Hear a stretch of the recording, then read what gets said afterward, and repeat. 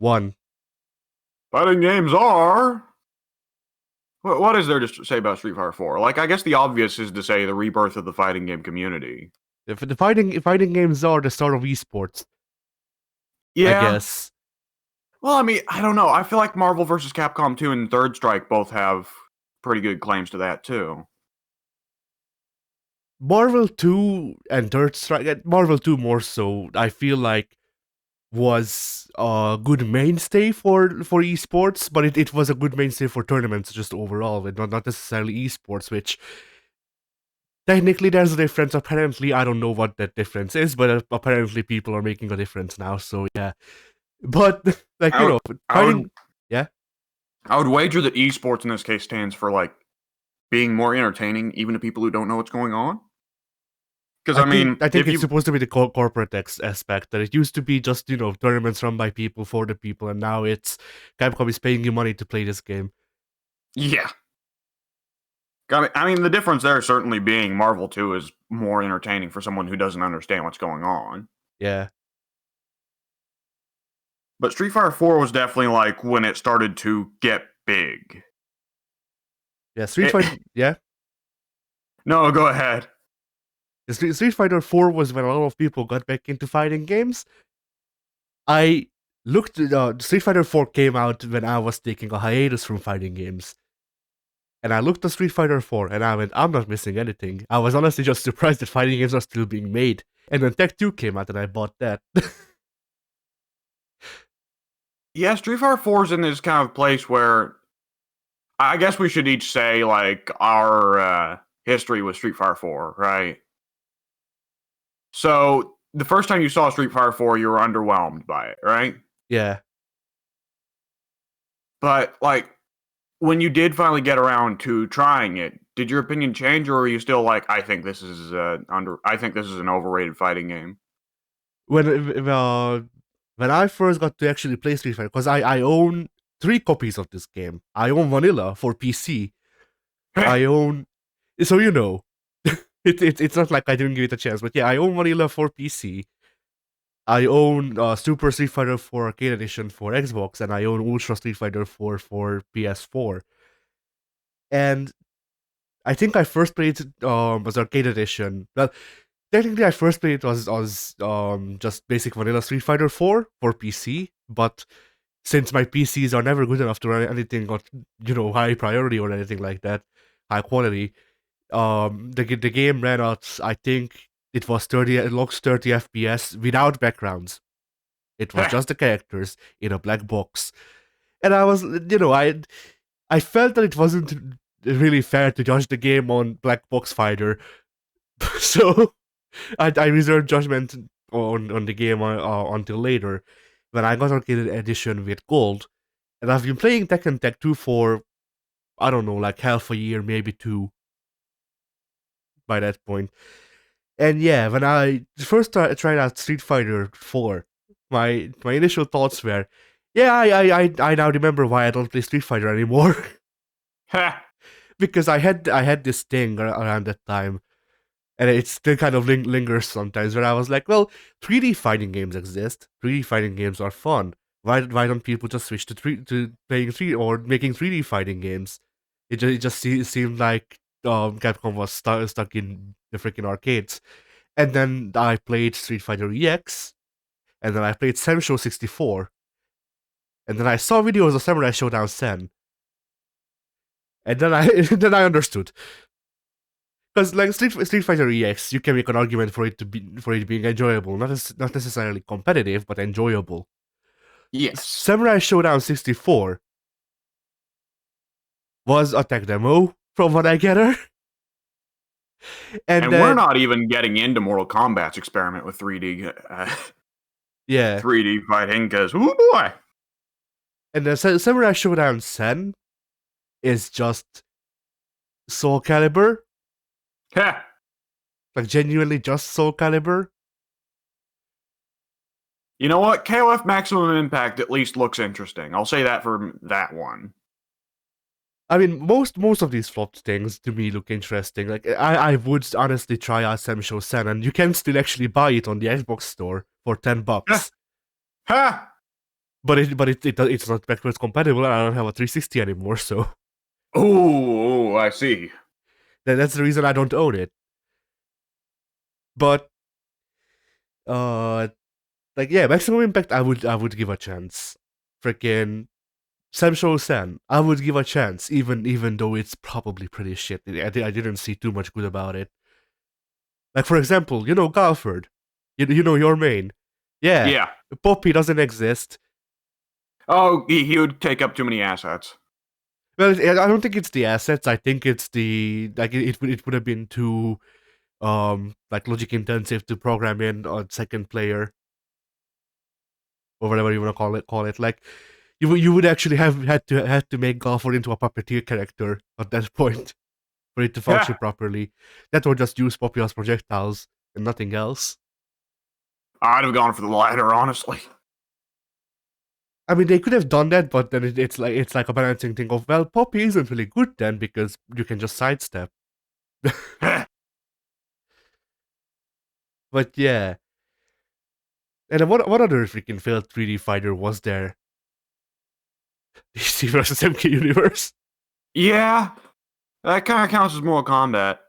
I mean, okay, I would not say failed in terms of being low quality, but I would say failed in terms In of low sales wise, sales. yeah. Virtua Fighter. Oh, Just the entire I thought we were still everything talking after the about first MK versus two. DC Universe. Ha!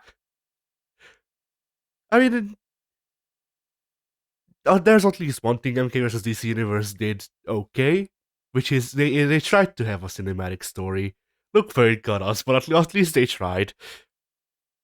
Like you're not wrong. It laid the path for Mortal Kombat 9. Because Yeah, Mortal Kombat 9 story mode that everybody loved was just very clearly a copy of MK versus DC story mode. I mean that's just the thing with like most Mortal Kombat games, though.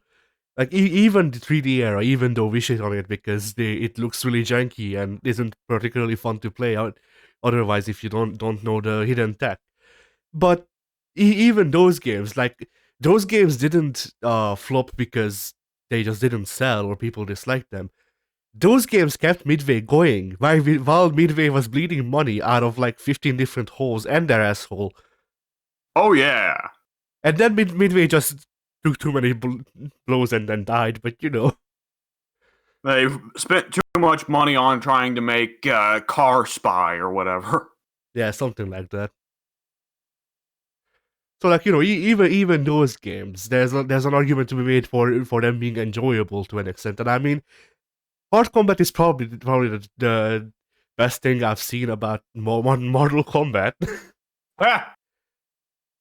then again, when I think of Mortal Kombat, Mortal Kombat, I usually think of all of the games that are not 9 because I don't have too much rooted experience with 9.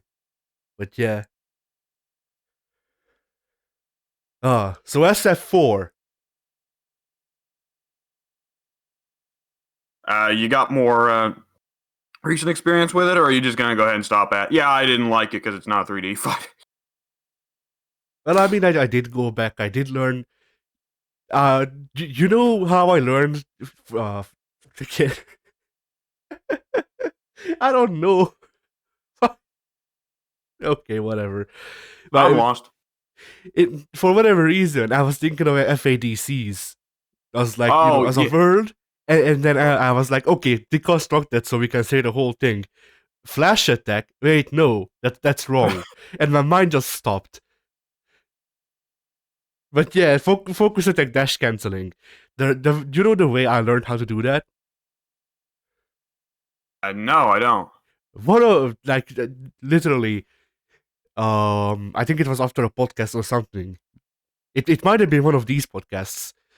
I brought it up as a thing that I don't know how to do, and you just dashed during the focus attack, and I'm like, wait, that makes too much sense. Why does that make so much sense? And I've been able to do it since, but Yeah, I just never put the freaking puzzle pieces together. sometimes that weird stuff like that does happen with fighting games where it's like a really simple answer and you're like, I don't get it. And someone else is like, well, you just do this forehead, and then you're like, oh shit.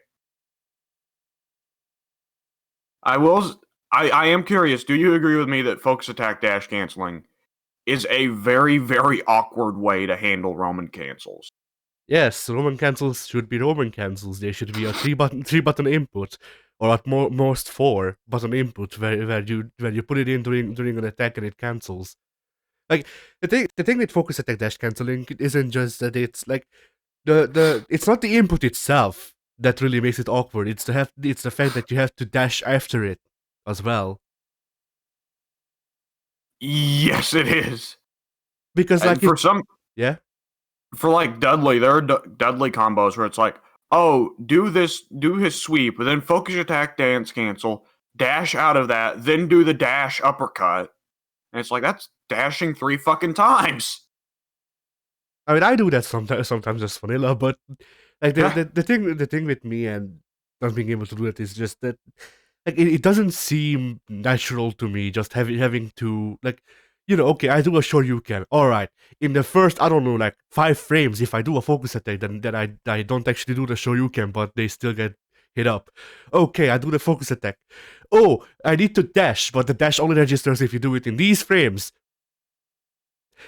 And then Yeah, once I'm past the part where I can actually dash cancel that shit, I can't do another move because they just fall through my fist. yes, because it's still Street Fighter juggling, and Street Fighter juggling is very picky.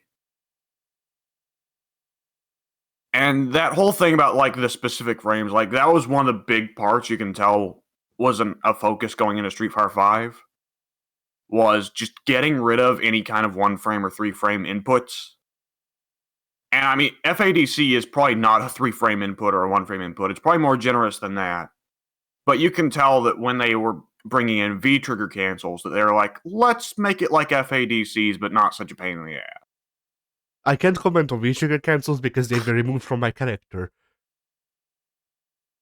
Every character can do V trigger. Well, not Zangief, but Not everyone else Akuma. can do. Not Akuma.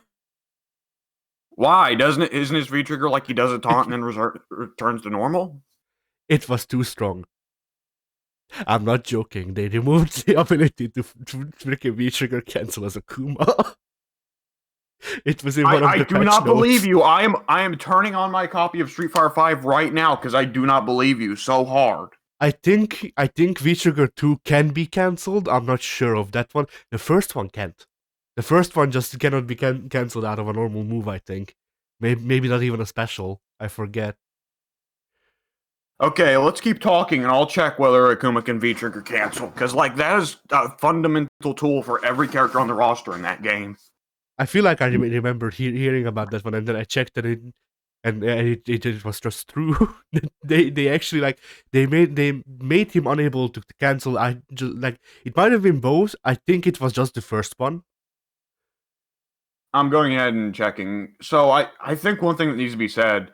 I know that like we spend a lot of time bitching about Street Fighter 5 on this, but with Street Fighter 5, it's really stupid that the Roman cancel equivalent is a metered thing that requires the full meter. Yeah. I mean, I would have been fine if they actually just genuinely copied freaking Guilty Gear with that and have it so, like, I forget how many meters freaking SF5 has, like, how many bars you can build up. I think. 2 for everyone except G, because G has 3 meters. Oh, no, I don't mean the V-Trigger meter. Oh, the chunk count differs depending on which V-trigger you choose. Some V-triggers have 2 chunks. No, I some mean for V-triggers have 3. supers. I mean for supers. Oh, for supers, it's. Oh, I can tell you in a little bit. Alright, but yeah, like, going off of Street Fighter 4's UI, you can have 4 chunks of super meter, that's 25, 50, 70, and 100. And they could have just done the thing where, oh, if you want to do an EX special, it takes 25% special, or what freaking super. But if you want to roaming cancel a move, then it's 50. Just do it the gear way. Yeah, absolutely. Like that to me makes sense. I can either do a more powerful special move, or I can just do a move and then also do another move immediately after it without having to recover. Yeah, and Roman canceling is kind of forcing a combo, whereas there might be more talent to figure out what you can combo off of EX Tatsu, you know? Yeah. With Roman cancel, it's just like, oh, I can combo into anything off of fucking medium kick.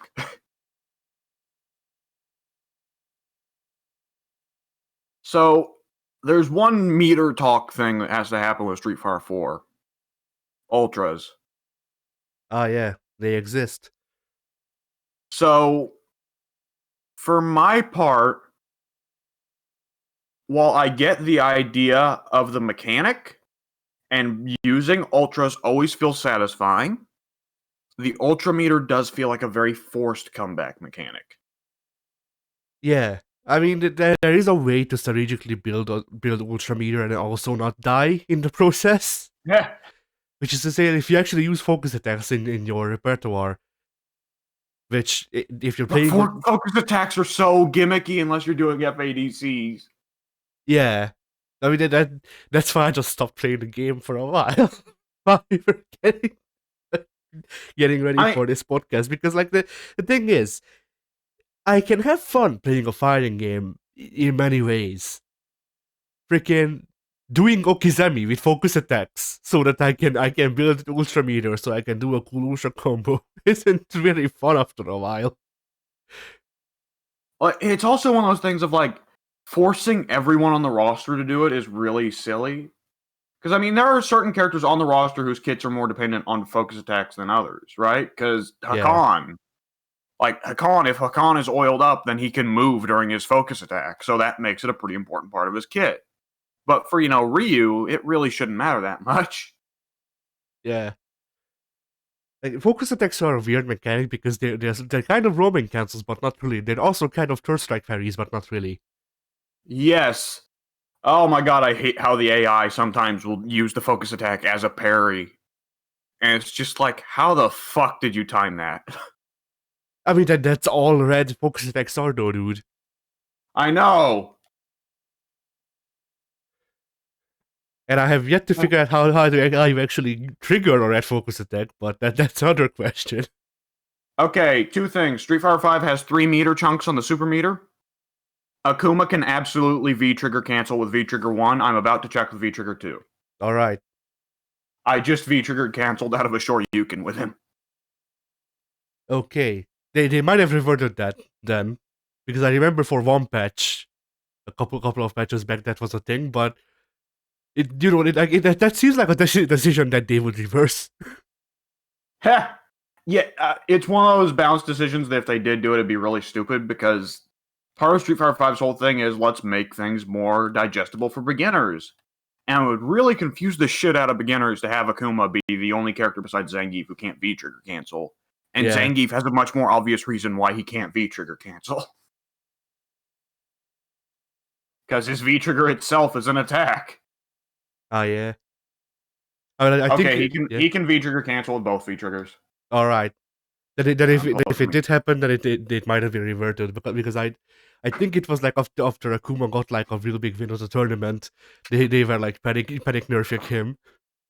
Panic nerfing is always the best part of game balance. Yeah.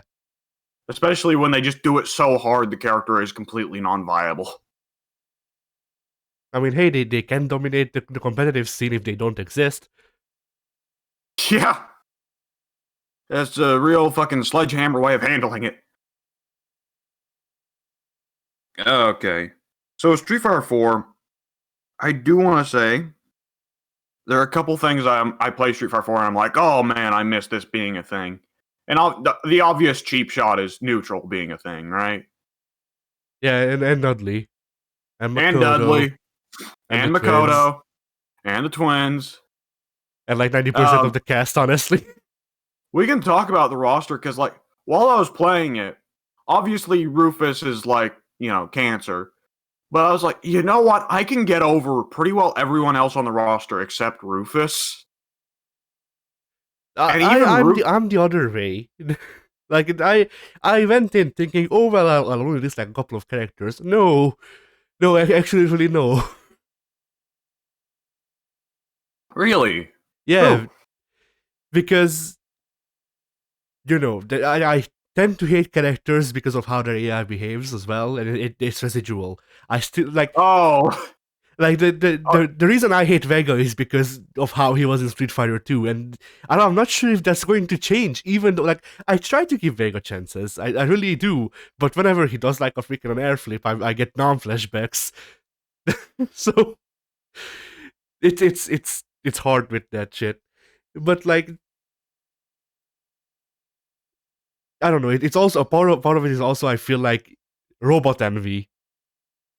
Like, why could Guy style over me in Street Fighter Alpha 2 and just freaking immediately input read me on freaking anything with his Tatsus when his Tatsus are actually pretty shit. And I mean, it's It seems obvious. to be, Yeah, it seems to be decided at complete random which AIs are going to be brutal in a given game. yeah. I mean, Because like, sometimes yeah, with KOF you can usually tell that it's like, as you get closer to the boss, they just start putting in randomly coin pushers and stuff like that. yes, and Street Fighter is much more arbitrary. Yeah. Did you end up against Abel? All right, well, you're going to have an easy time today. Did you end up against Blanca or Ken? Oh, get fucked. Don't you dare go up against Hakan. The game never put me against Hakan. Street Fighter 4's decision making really loves to just put me against Blanca, Ken, Abel, and Chun-Li. Huh. I fought them like every arcade mode. My favorite trade in this game has been I played through arcade mode as both Hakan and Sagat, and I had a match where the two met up both of the times, even though there's no like story relation. And so when I was Hakan, both me and the AI did our ultras at the same time. Oh no, actually, I did my ultra grab, and he was in grab distance, and he like just normal, freaking one plus three grabbed me. I just vanilla grab, and he grabbed me out of my ultra grab, and I was like, that's bullshit. But we'll see. So when I was Sagat, Hakan did his ultra grab, and I input the grab motion, and he ultra grabbed me, and that's when I knew that the AI just cheated. Well, yeah, the AI is psychic in this game. It is hilarious. Like, there are a couple times where I was playing Zangief, and like I started up like the SPD, and I whiffed it. I would have whiffed it, but I get one frame into the SPD, and Ken Shoryukens me. And it's like, it's really bad because Ken knows the Shoryuken extended limbs. Which, don't get me wrong, that is some very good footsies tech for people who are experienced in footsies. I'm playing on medium difficulty. The AI probably shouldn't know that kind of crazy footsies tech. Yeah, playing Dulcim against Ken in this game must be fucking impossible because he is going to just constantly Shoryuken your extended limbs. Yeah, it was weird how on medium the AI was annoying about just freaking doing basically nothing but low mix-ups. Yeah, this game tries to teach you how to fucking crouch, doesn't it? Yeah. But you gotta play on medium difficulty, because easy difficulty is just brain dead baby AI. During the build up to this podcast, one time I was just got so fed up with Sats AI that I just turned the game to very easy and just played through like 5 characters like that because I needed to cool off. Well, that's when you plays the characters you don't like, right? Yeah. Like, I got really far into Rufus's story mode, and I lost to Seth, and I was just like, you know what? Why am I putting this much effort into playing as Rufus? And I just quit and switched to Guile.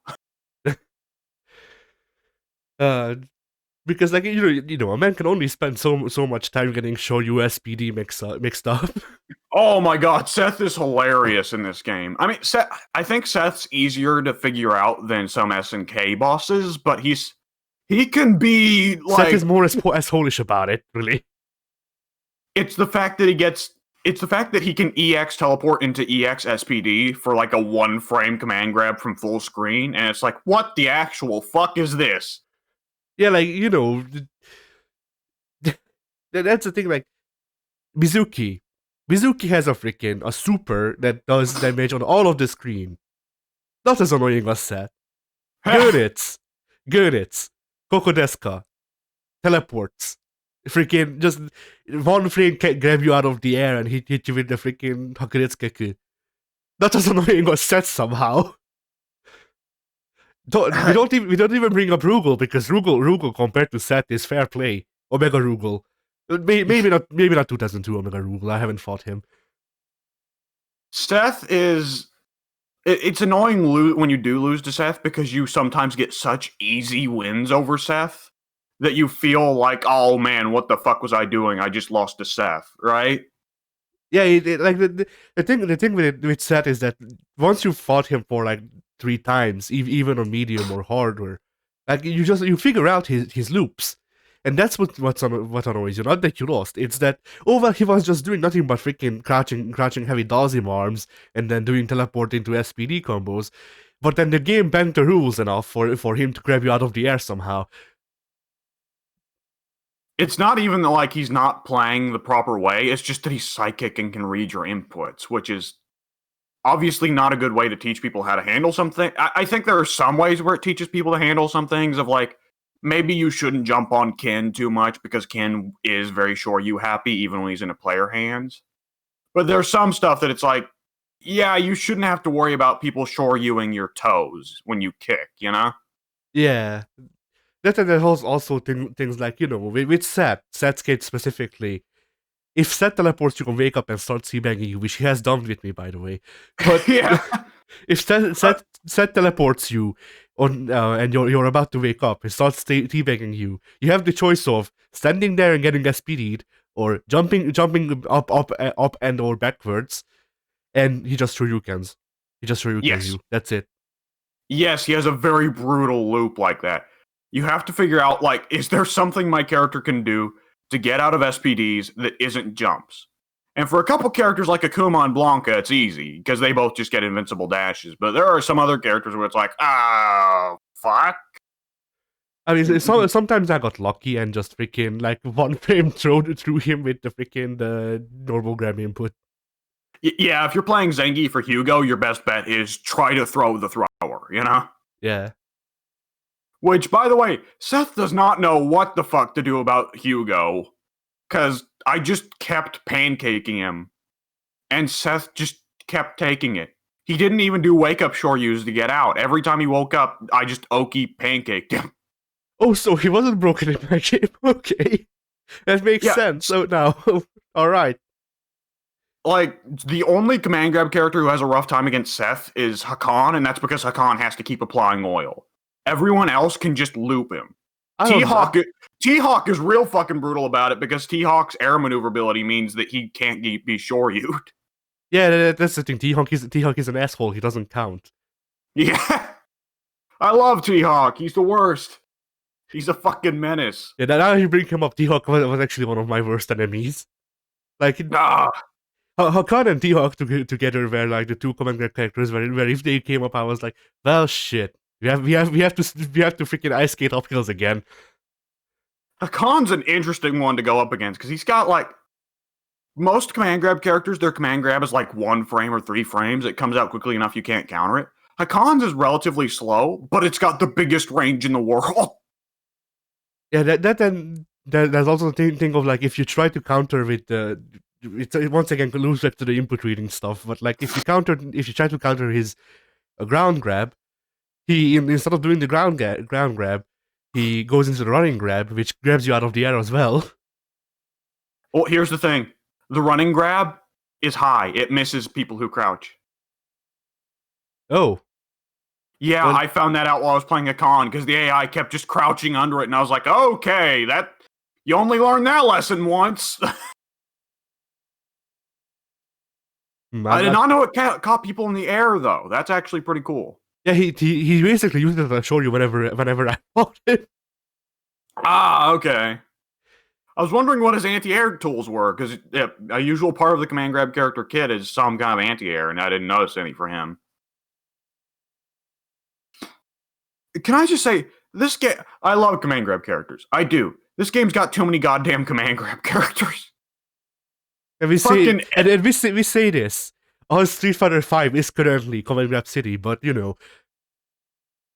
Street Fighter 5 has a weird kind of situation where it's not so much that there's a ton of grapplers as just there's a ton of characters who aren't grapplers but have command grabs for some reason.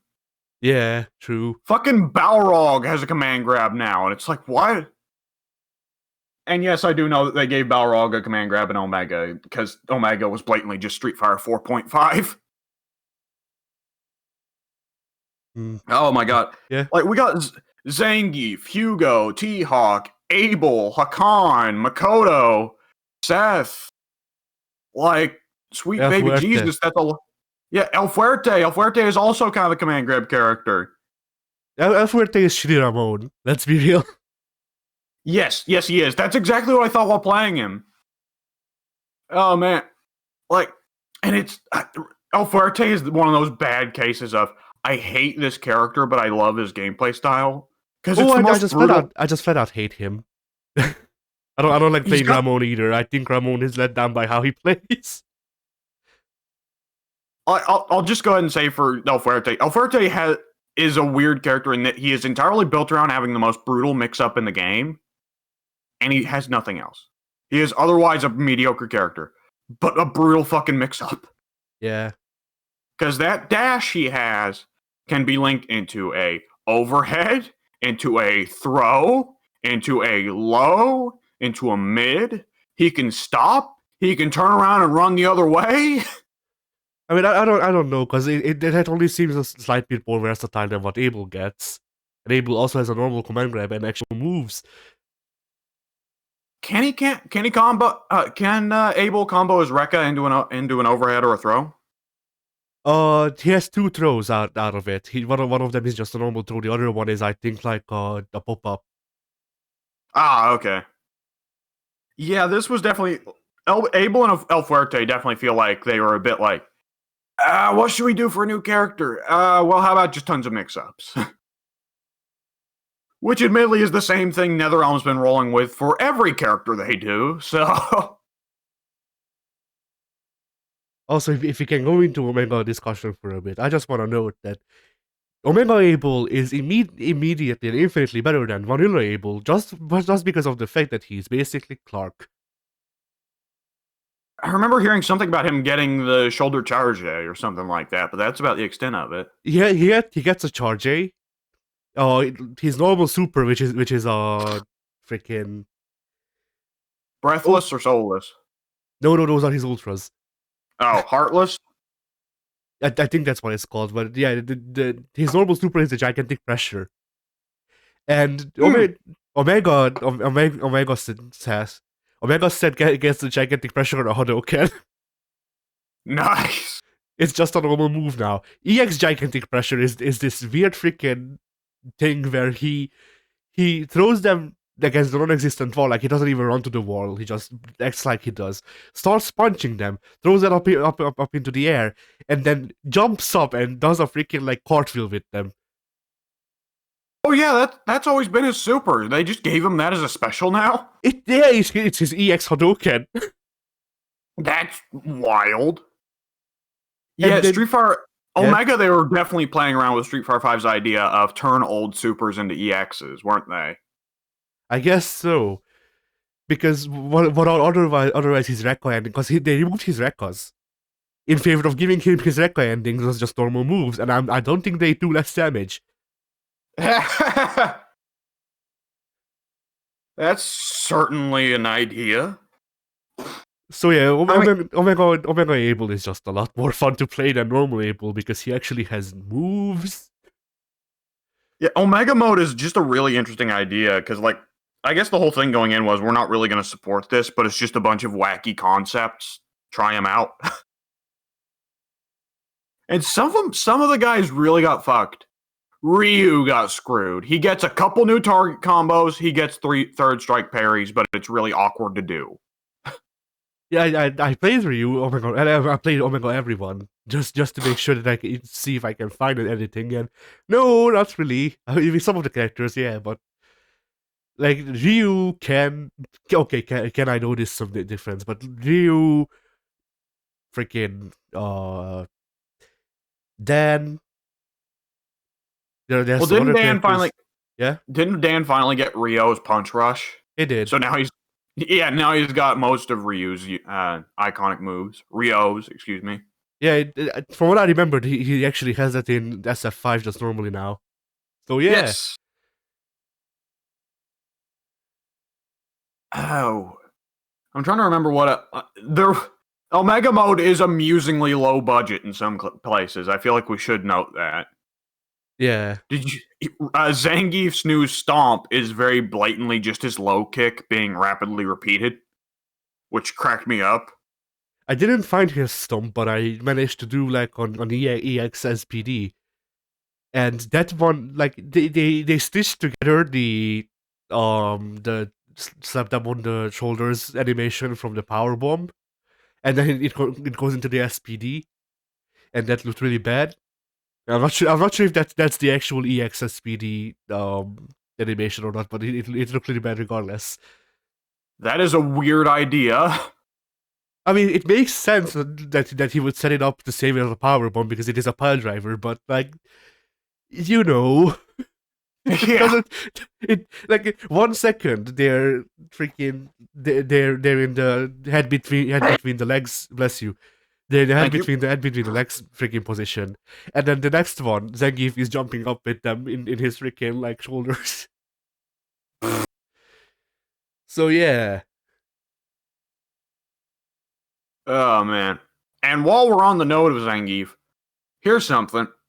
So I mentioned this in the text channel we've got for on Discord, but it definitely feels like between 4 and 5, a lot of characters they had their kits thin to try and establish an idea of this is what this character should do. And I guess the idea was that would be more friendly towards casuals, which I don't see the logic, but okay. But I feel like Zangief is one of the biggest examples of a character who had his kit really thinned. yeah. And I'm curious if you got. It feels like that to me as well because like I don't play a lot of Zangief. I haven't played a lot of Zangief. Like you taught me how to play command grab characters to begin with, so you should know that I don't have a large amount of experience with them. But even I noticed that SF5 Zangief wasn't particularly really that He's well not tuned. I interesting. guess yeah, he's not really interesting. Like SF5 Zangief just feels like we need a command grab character. Here's a command grab character. Yeah, And for Zangief, like with the Banishing Flats, with his pretty good set of normals, like Zangief feels like a unique command grab character in there. I feel like it's especially worth noting because he's in the same game as Hugo, Hakan, and Seth, who are all command grab characters with very strange kits. So it kind of makes Zangief unique for the fact that he's not got a really weird kit, you know? yeah. And like some of the other got characters, like I keep bringing up Akuma because well, of course I play him, but like Oh yeah, it's it's a given that you bring up your main a lot. but with some of the other Gothic characters, they couldn't got too much because they didn't have much to begin with. Like what sets Akuma apart from freaking the other Shodos?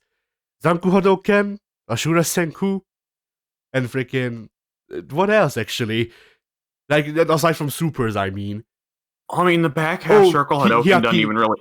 Hiaki, freaking I forget the Japanese name. Whatever, the demon flip. Yes, the demon flip, which he has managed to keep despite Yeah, everything. that's like the one thing they let him keep. The half circle back Hadoken. The thing is that Ryu had that for so many Yeah, games, so even that's Shakunets. not really unique. Yeah, that's what I'm saying. Like he has three unique moves. Two of them got nerfed in SF5 to basically not exist because the Ashura Senku is still in the game. You're just very limited about the space that it travels, and that really makes it not worth using usually, at least to me. Maybe at higher levels it's more useful. I don't know, but that and then just everything about zoning got nerfed because no zoning. But yeah, and It's one then of those things we always mention about Street Fighter V is that Street Fighter V and Mortal Kombat 11 share a similar flaw in that they kind of tried to just skim every character down to just a core idea with nothing around it, and it just feels like everyone has to play the same character the same. Yeah. Akuma can no longer zone or footsie. He is now all rush down. Zangief now only has one plan of approach when trying to get in for a grab. And if you And really, like, yeah, I want to know, like, even Guile. Like, Guile, it feels like in Street Fighter 5, Guile can only zone. Guile lost his footsie capabilities from 4, you know? Guile to me feels like you know how they first introduced Kim Kop One as a guy who can shoot sonic booms from his hands as well. Yeah, it feels like freaking Guile in SF5 is basically just like Kim Kop One from like KOF 97 without the jumping kicks.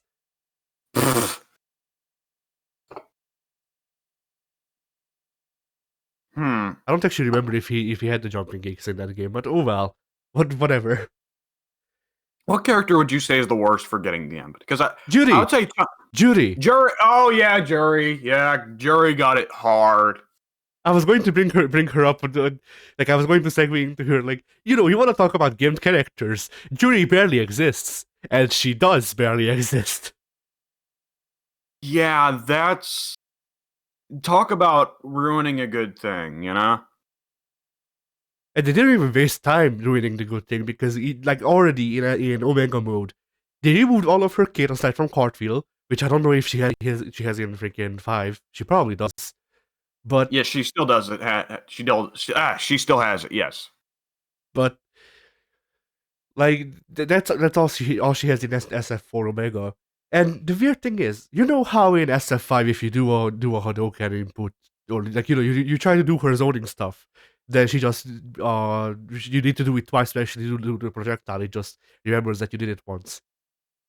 Yeah, and she only has one projectile. Yeah, she doesn't do that in freaking SF4 Omega. You have to hold the button. You have to do a you do Oh, you I have do remember that. you You have have to to do You have to do the fucking Balrog turnaround punch input, don't you?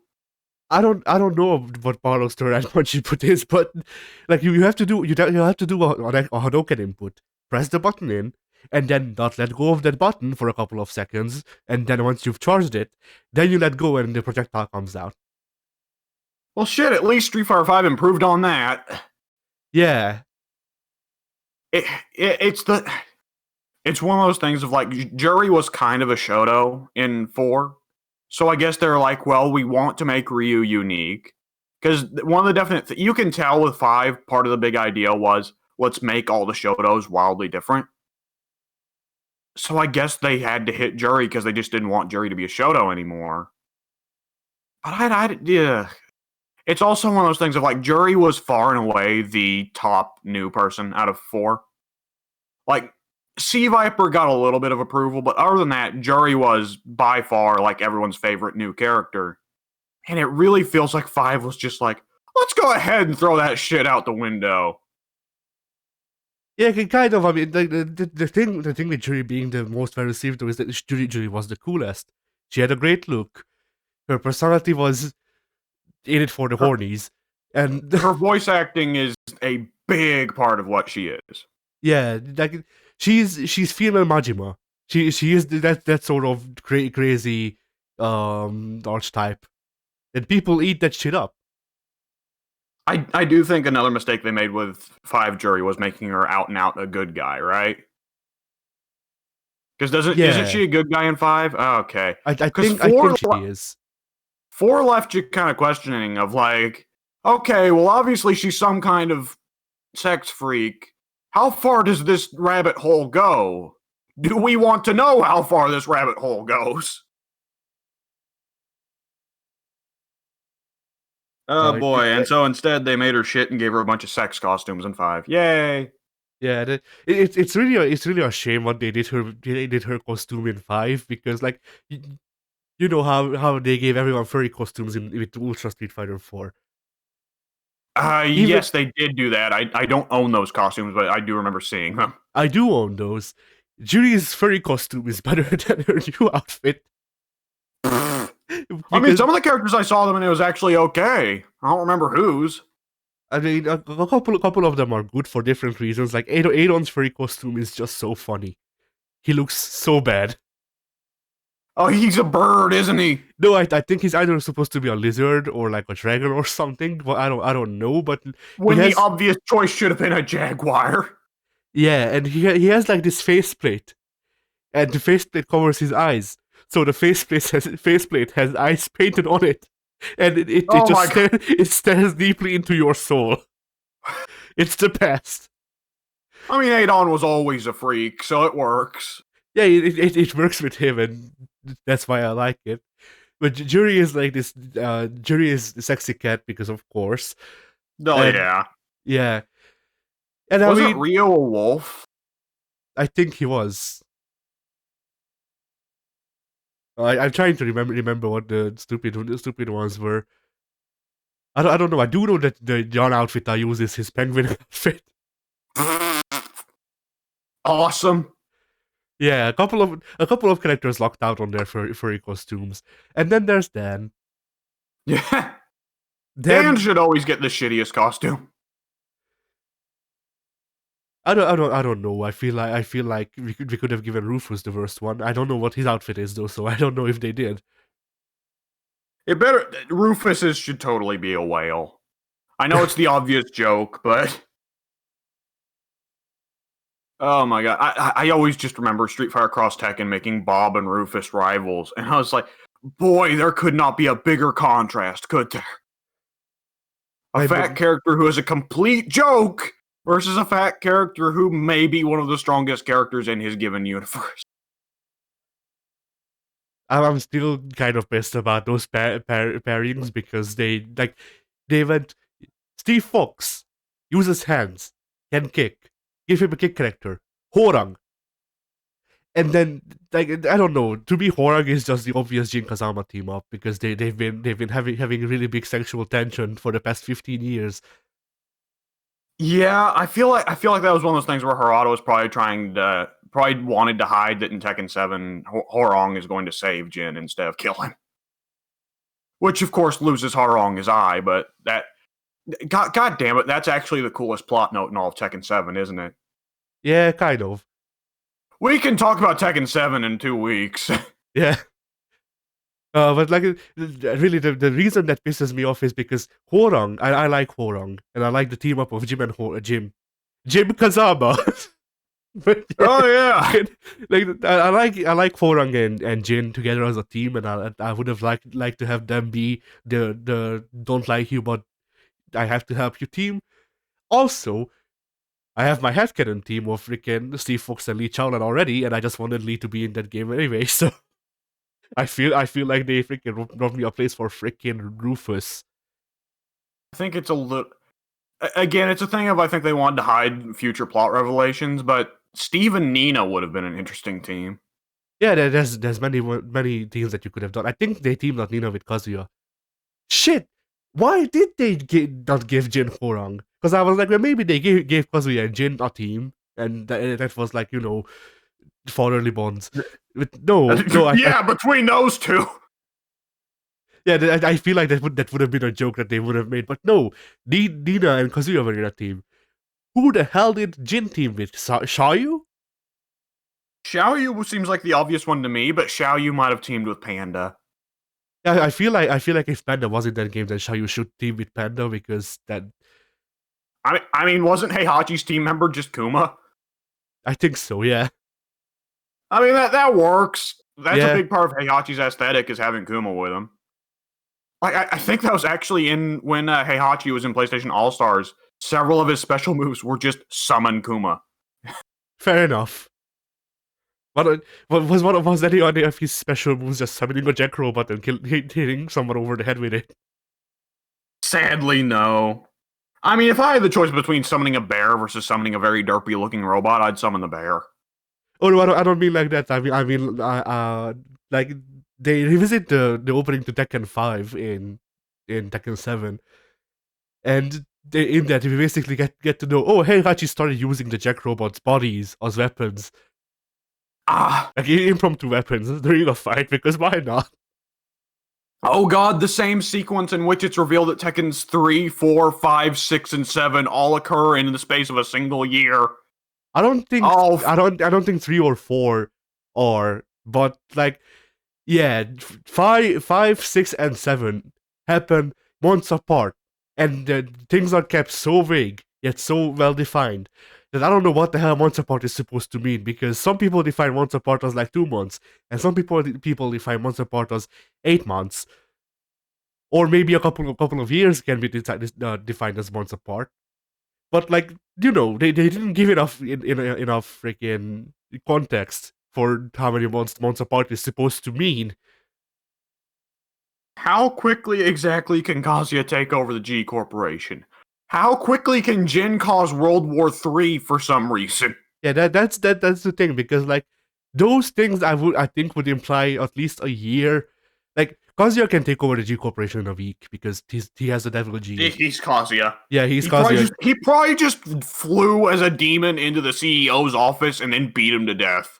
Not even beat him; they just eye lasered his brains out, and then What, proclaimed like Superman? yes, and then he proclaimed that he was G Corporation CEO now. I am CEO now. All corporations work like Mishima. You have to kill the previous CEO to become the new CEO. Yeah, Kazuya killed the CEO of G Corp because that's all he knows how to do. I don't know what's funnier, if G Corporation actually had that written into their corporate rules, or if it didn't work at all and Kazuya just did it and everyone was like, what the fuck? Like, mysterious Kung Fu Man returns from the grave, beats CEO to death, declares himself new CEO, all over Japanese news headlines. Yeah. Bloody hell. That's like a Florida Man headline. It is, but I mean, when you think about it, the Mishima family is kind of the Florida man. Yeah. Yeah, they're a very well put together family, aren't they? Yeah. But so like that thing I can imagine happening in like a week. But Jin would have been able to freaking raise Azazel from the dead. Like start World War 3 to raise Azazel from the dead and then beat Azazel in 2 weeks. It would have taken him at least like 4 months. Wasn't it Lars that beat Azazel?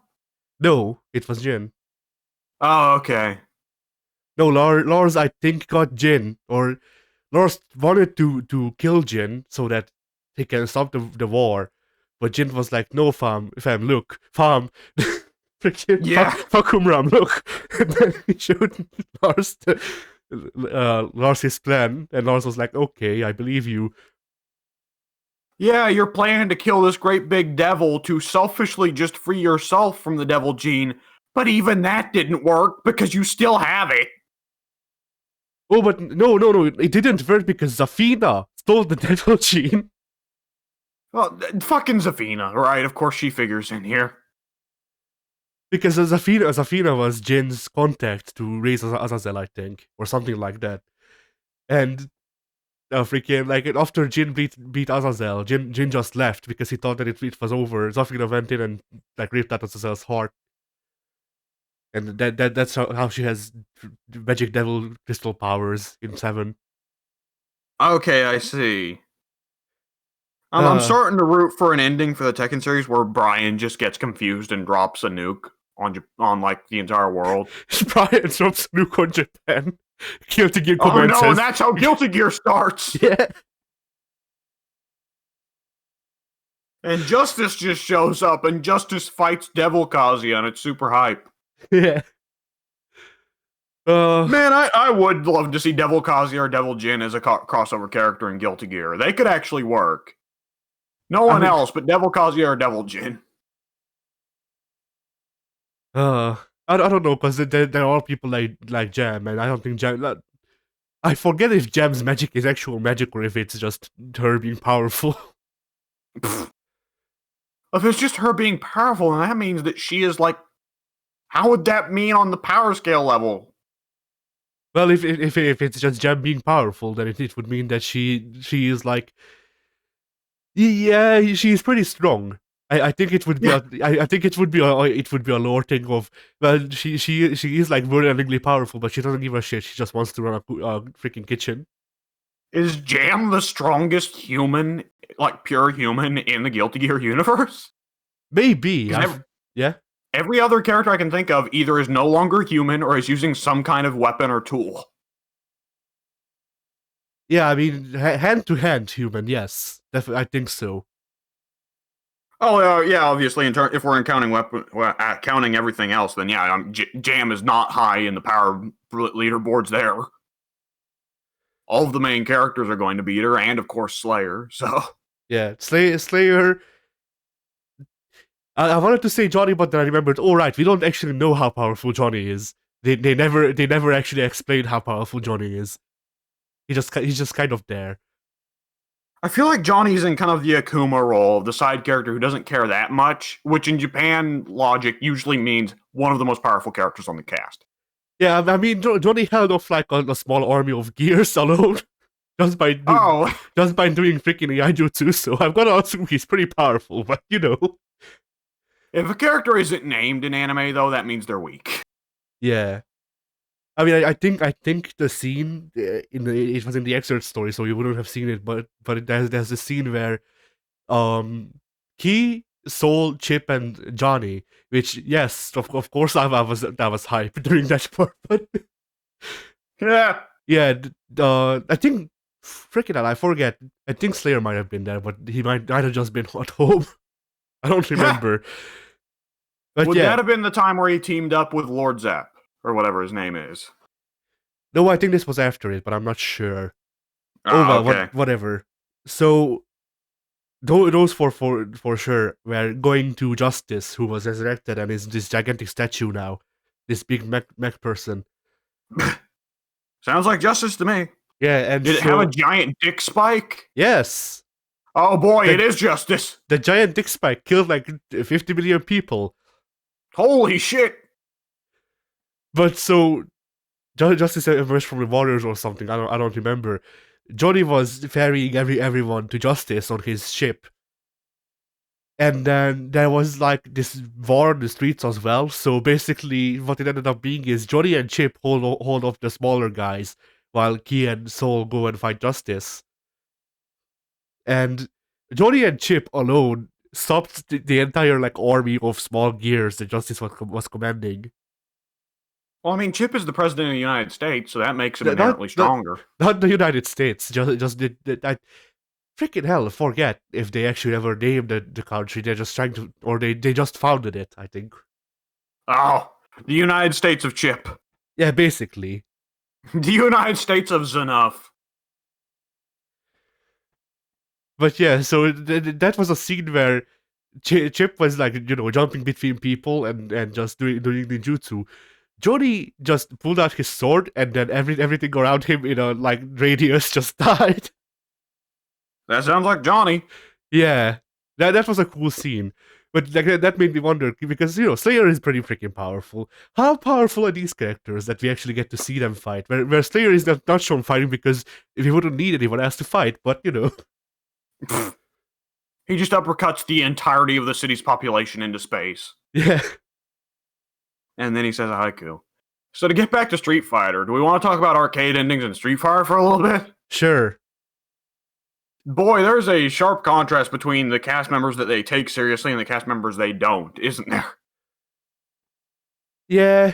I kind of wish that we got the like a modern remake of Puzzle Fighter's arcade ending, or I forget if it was Puzzle Fighter. No, it was Pocket Fighter. Like I wish either Sakura or Dan's endings were Sakura's freaking Pocket Fighter ending. I don't know what you're talking about. There's an ending. I think it was Pocket Fighter. It was these chibi characters. But if you the one. yeah, that one. The ones we're not allowed to talk about. I mean, I'll talk about it, but Yeah. like well, once again, the thing I like about that ending is the wording and who says it, because you don't expect Sakura to talk like that.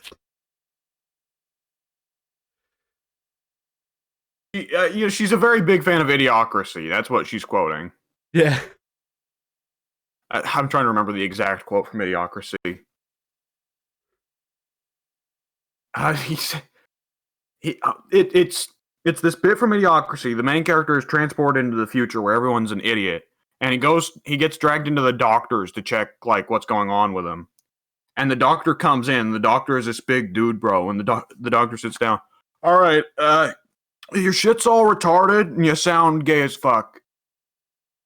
Yeah, that is pretty much what Sakura says to Dan. Yeah, pretty well. And then Dan rolls off into the sunset. Gotta go fast. Yeah, like I think the whole build up to the ending is like, oh, I got a mail from one of my students. Let's see what it says, and then is shown crying like from happiness. Words, they exist, but yeah.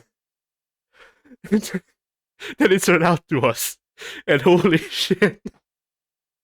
I assume that's like a fan thing to replace it, because there's no way Capcom would do that, but it's still funny, you know? I think it might have been an official thing, because I've seen it in at least one video where when it was showed off.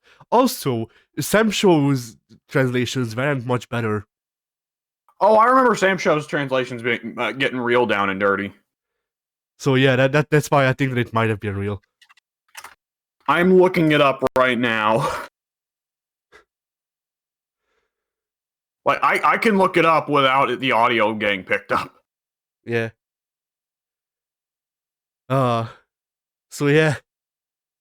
Instead, Dan's SF4 ending is just he posts this big expensive ad on TV and then doesn't tell people where to come.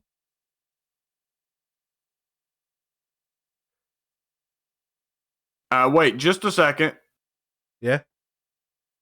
Oh my god, you're what? It's real. It's real? Hang on, let me read this out for everyone. And I am quoting directly from the source here, which is why I will be using some ugly language, because that is the way it is said. This can't be real. This can't be real. I refuse to believe this is real. Gym Fighter Dan ending. Like, let me check other sources, cause like, holy shit. If this is real, oh my god, when did this game come out? When did Gym Fighter come out? Let me look this up. Like mid 90s, when people were given enough of a shit about translating Japanese things. Around the 97. Yeah, that would have been the same year that Tifa called Barrett a retard, so. Okay, yeah. so Go ahead. hang on. So I'm checking multiple sources here. Okay, yeah, so let me quote. Dan is holding a letter and he says, "This must be from a student applicant. Let's see." Sakura's ghost appears in frame. "I've already mastered everything you have to teach me, but I decided to disregard all I learned from you. All your moves look retarded, in addition to being completely useless in a fight. See ya, loser, Sakura." And then her ghost just makes this big smile. Oh my god, I thought that was a dank meme edit. What you've been showing me all these years of Sakura calling Dan a retard. No, that's the reason why I love this ending so much, because it's so unapologetic and it's also real. And like just the characters they chose to use this translation on. It's the fact that it's Sakura, who at this point is not an adult yet. She's like presumably 17 or a high school senior, right? Which admittedly, seniors can use some pretty ugly language, but Sakura is very, happy-go-lucky Japanese schoolgirl, and here she is just calling Dan a retard. Yeah. Bloody hell. Oh my god. Can we make that canon that Sakura has the filthiest, just is a terrible potty mouth? Yeah, she has the mouth of a sailor. A sailor.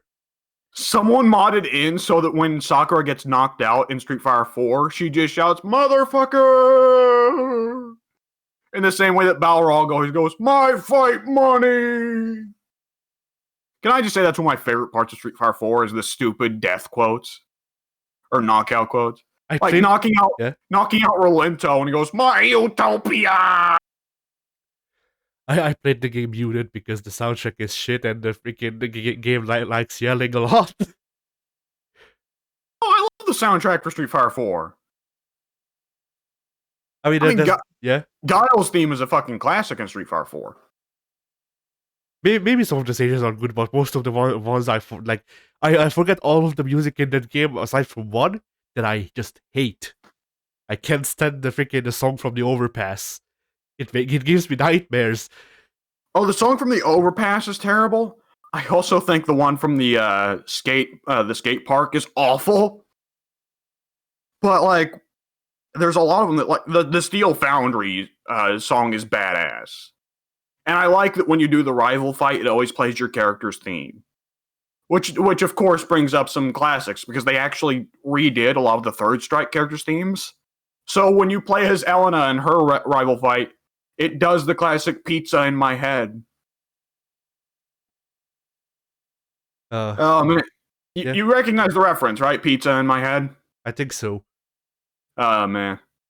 But yeah, like, I don't know. Most of the like most of the music when I think of SF4's music font or like sound font for music, I just think of like generic 80s like power metal guitar licks, and that's it.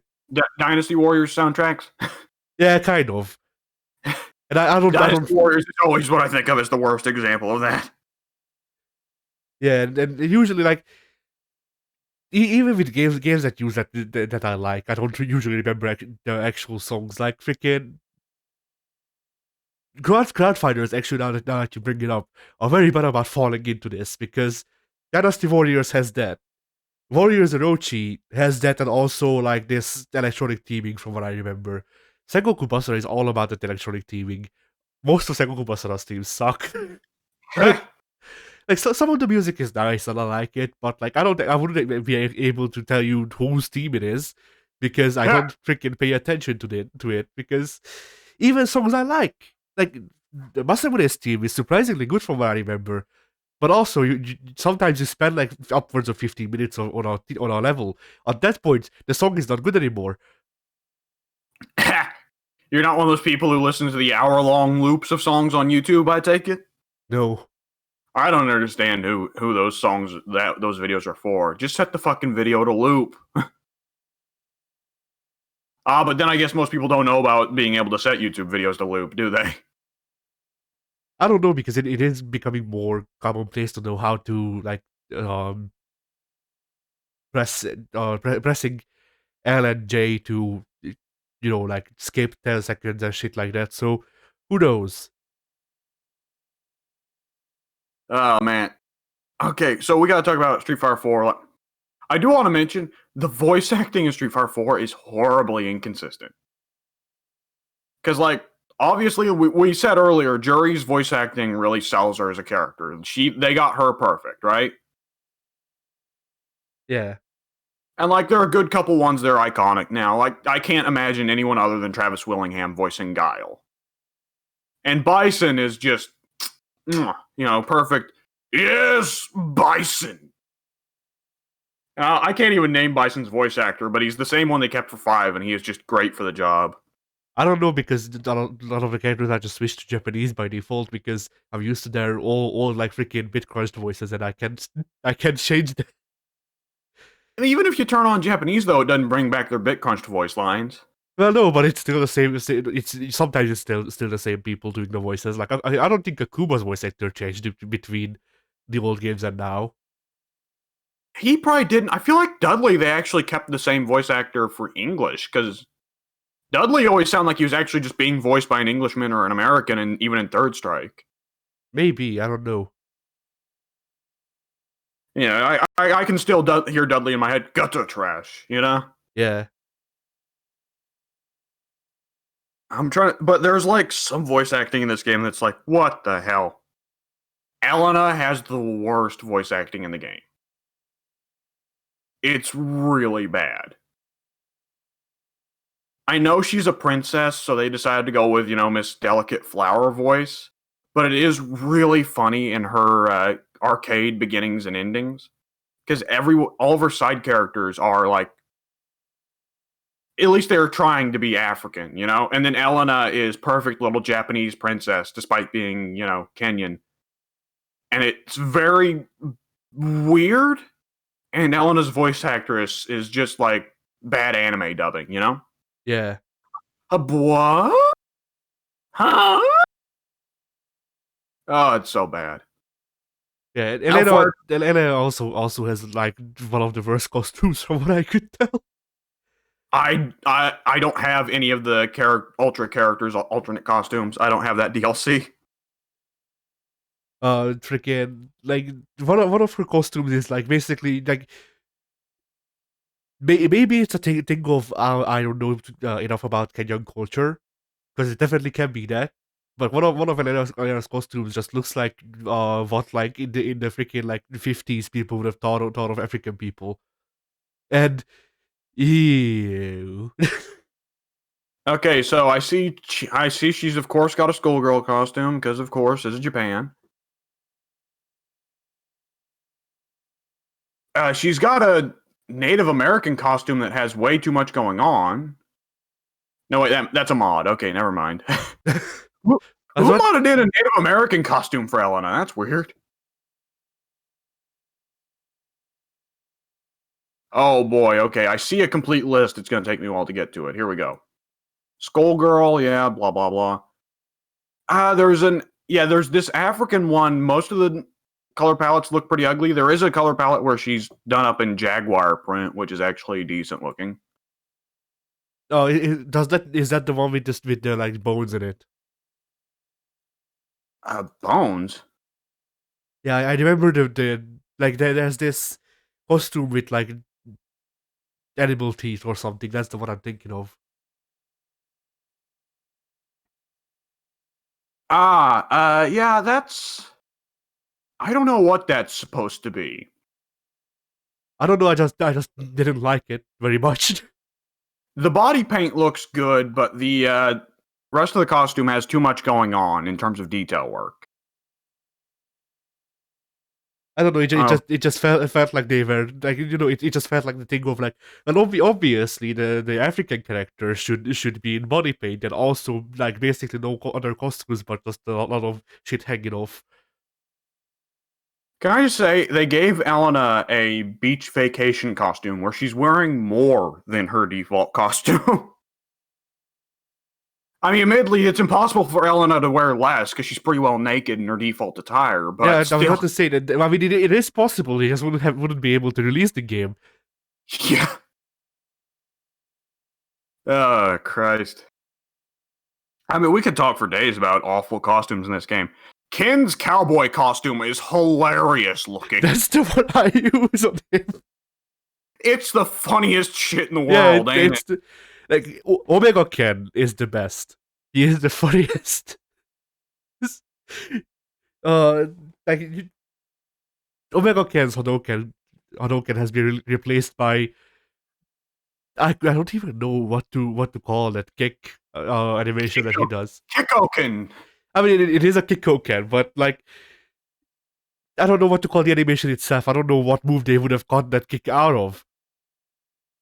Like maybe Den's like Tatsumaki equivalent, but I don't know because I don't think Ken leaves the ground for it. Actually, just Whatever. made new animations. Some of them did get new animations. Maybe they did make it a new animation, but either way, it looks bad. And that kick animation that he does to throw at Hadouken in Omega mode, as well as the cowboy costume, just looks very good. It's a nice pairing. I'm trying to think of what was the worst costume. Battle damaged bison is still pretty stupid looking, so I have no idea why they brought it back for 5. Bull Hugo. Bull Hugo is pretty silly. A lot of the furry costumes are bad. Yeah. What the hell could they even do for Hakon's furry costume? Octopus. It's so Oh, obvious. god damn it, Japan! I don't Of actually. course they give the weirdo the squid costume. It's I don't. always I don't actually know if he's the octopus, but that's just what would make sense to me. Dulcie makes more sense as the octopus to me. I don't know Okay. because Hakon's hair is already like freaking those cups. Yeah, though I don't know if it's supposed to look like suction cups or it's just making a joke saying Turkish people have weird hair. Because you know how Capcom handles that kind of thing in these games. Oh yes, Turkish people, well known for having suction cups for hair and also being red. Well, the being red thing actually makes sense and has a lore reason. Because Hakan is constantly covered in oil, he is like constantly sunburned. Like he is just his skin is pretty well scalding off because he is constantly covered in oil. Ah. Hakan Street Fighter 5. Yes. I'm sure that exists. Oh, shit! Man, What if he's the fifth character? I would be so happy and everyone else would be so mad.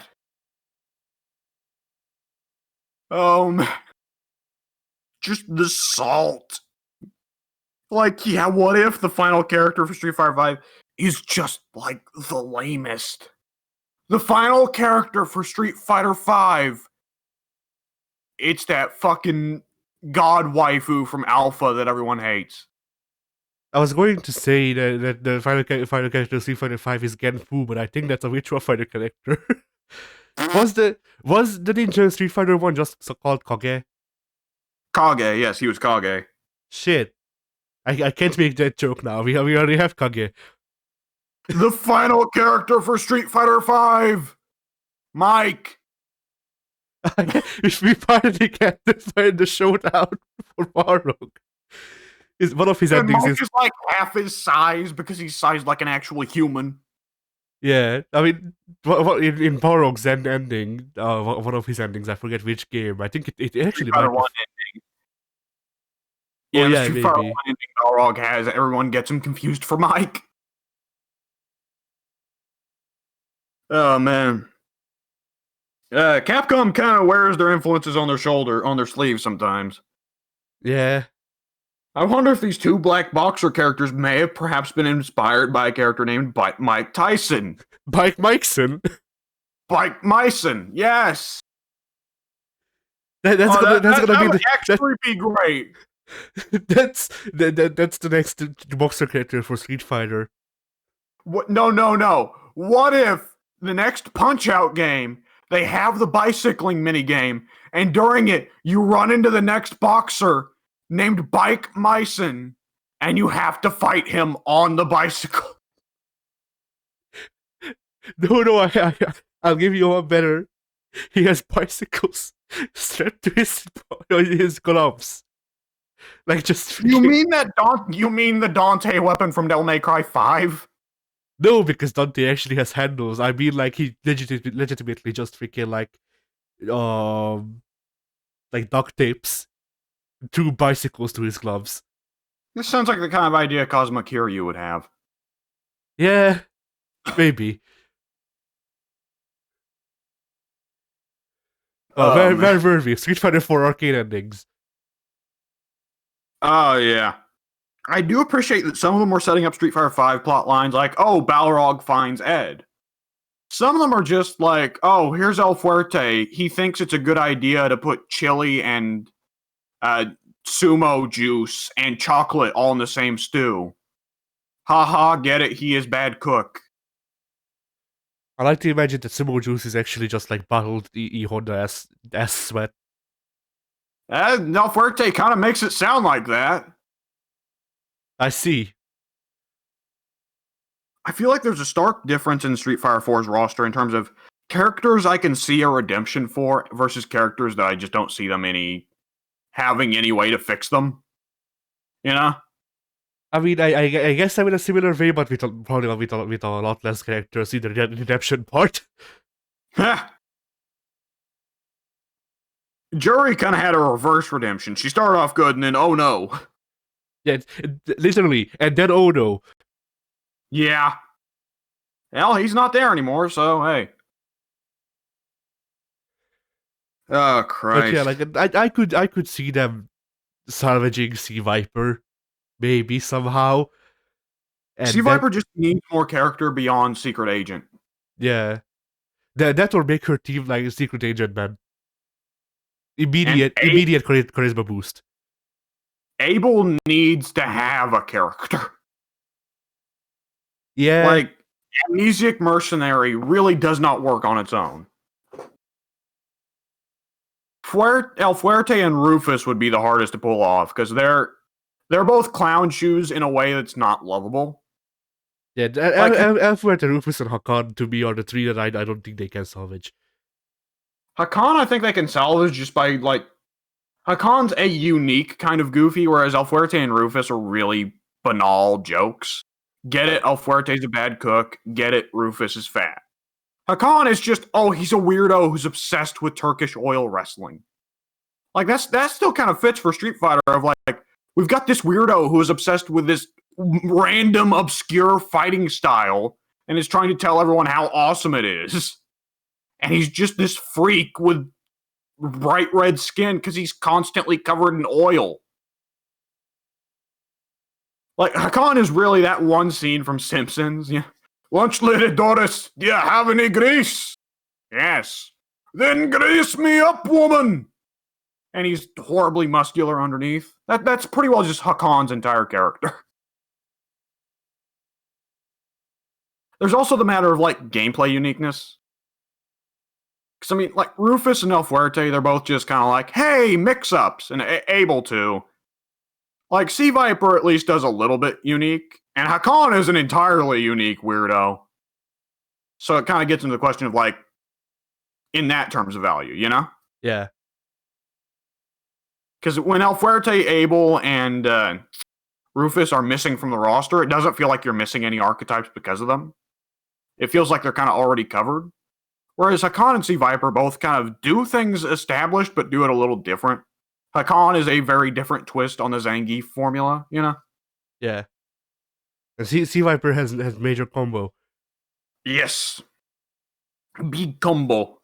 Every Street Fighter game has one character they clearly brought in to show off the new mechanics, and I feel like Sea Viper is Street Fighter 4's, hey, look at the new shit we got. Yeah. And I do want to know, do we want to talk about the way they handle Supers versus Ultras? I mean, I guess we can bring it up. It's a part of the game. Yeah, it's just, I think it's a kind of an awkward, clumsy way of handling super arts from 3, you know? I'm curious, like, what do you think about that? Do you like... Because, I mean, the obvious question is, do you think that, like, the character should just have access to all of them? Because I remember one of the things I thought was best about Third Strike's handling of supers was the super art you chose affected the length of the meter. So for the shittier supers, you got more meter to make up for it. And I feel like there are just some supers and there are some ultras in Street Fighter 4 that need that badly. Because like with Dudley, you're never going to choose Rolling Thunder when he has Corkscrew Cross. I always choose Rolling Thunder. Rolling Thunder looks cooler, but Corkscrew Cross, in terms of gameplay, is just straight better. Yeah, I just go with Rolling Thunder because Rolling Thunder was also the one I went with in Third Strike. Oh yeah, Rolling Thunder looks cool. But yeah, and the Third Strike version was also a good mix-up because, like, you know, it was a good pressure tool that you could bust out at basically any moment.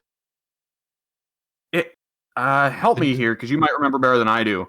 Yeah. In Street Fighter 4, the Corkscrew Cross continues to hit even if the opponent blocks. Did it do that back in 3?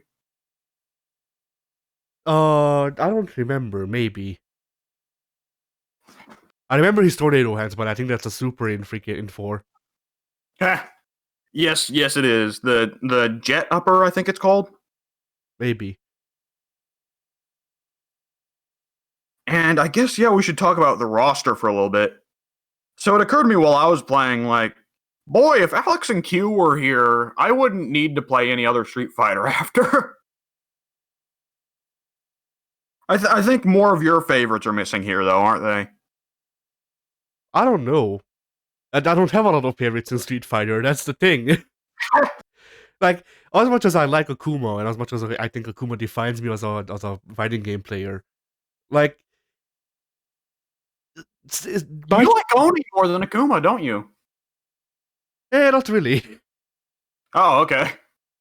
But like, you know, there's actually not a lot that keeps me playing Street Fighter aside from the fact that I started with it. And I think that that's also true for like 90% of the people who play Street Fighter. Okay, not 90, but like 50. Yeah, But I would say it's kind of the thing of just like it's the core respected game. yeah, because like there's like just King of Fighters, not even bringing up any of the modern, new, comparatively modern series that made it big. Like King of Fighters, I can think of like 4 or 5 characters immediately from King of Fighters where if they're not in the game that I'm sad. Street Fighter, if Street Fighter has Akuma, I'm at least satisfied. Like Ha! obviously there's a couple of characters that I like that if they're included in the game then I'll be happy, but they're not bad enough for me to skip a game on like I did with freaking MK11 for Ermac. Like that's the thing that makes it different. Like even if the character doesn't actually have whole lot of character, they don't have to have a big character for me to like them. Like I mean, Akuma's character has just been Guy for the past 10 years, maybe more. But you know, if they, I don't actually know how to put it into words, but Street Fighter doesn't have those kinds of characters that I can get attached to enough. Street Fighter has too static of a story for characters to really develop. Yeah, that may be it. They've been telling the same story for 30 years now. M. Bison shows up. M. Bison has an evil plot. Guile is like, "No, you killed Charlie." And the Charlie gets shot. Chun-Li is like, "No, you killed my dad." And Chun-Li and Guile both go to fight M. Bison, but Ryu is the one who saves the day instead. Akuma is also there and is like, "Ryu, one day you and me are gonna fight." And then Ryu and Akuma don't fight. Yeah. Or they do fight, but Akuma says it didn't count. Yeah, basically. I mean, I don't. Ken is also there. "Hi guys, I'm Ken." Yeah, Ken is there selling bananas. He grows on his head. Yeah.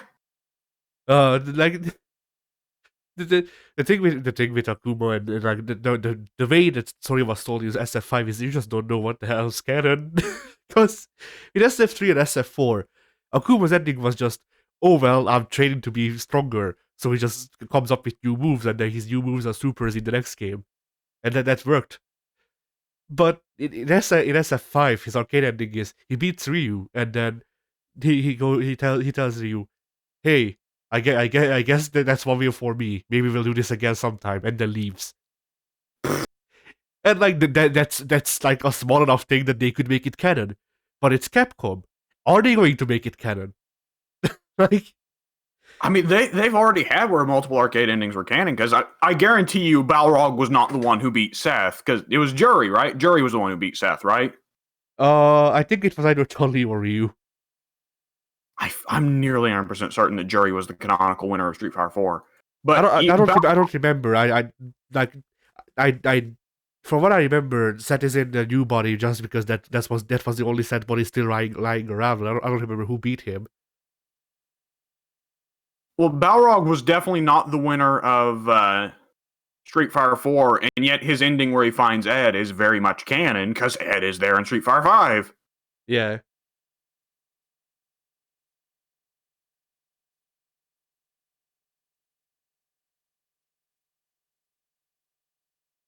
Okay, let me look up Seth then, because Jury's not providing much information.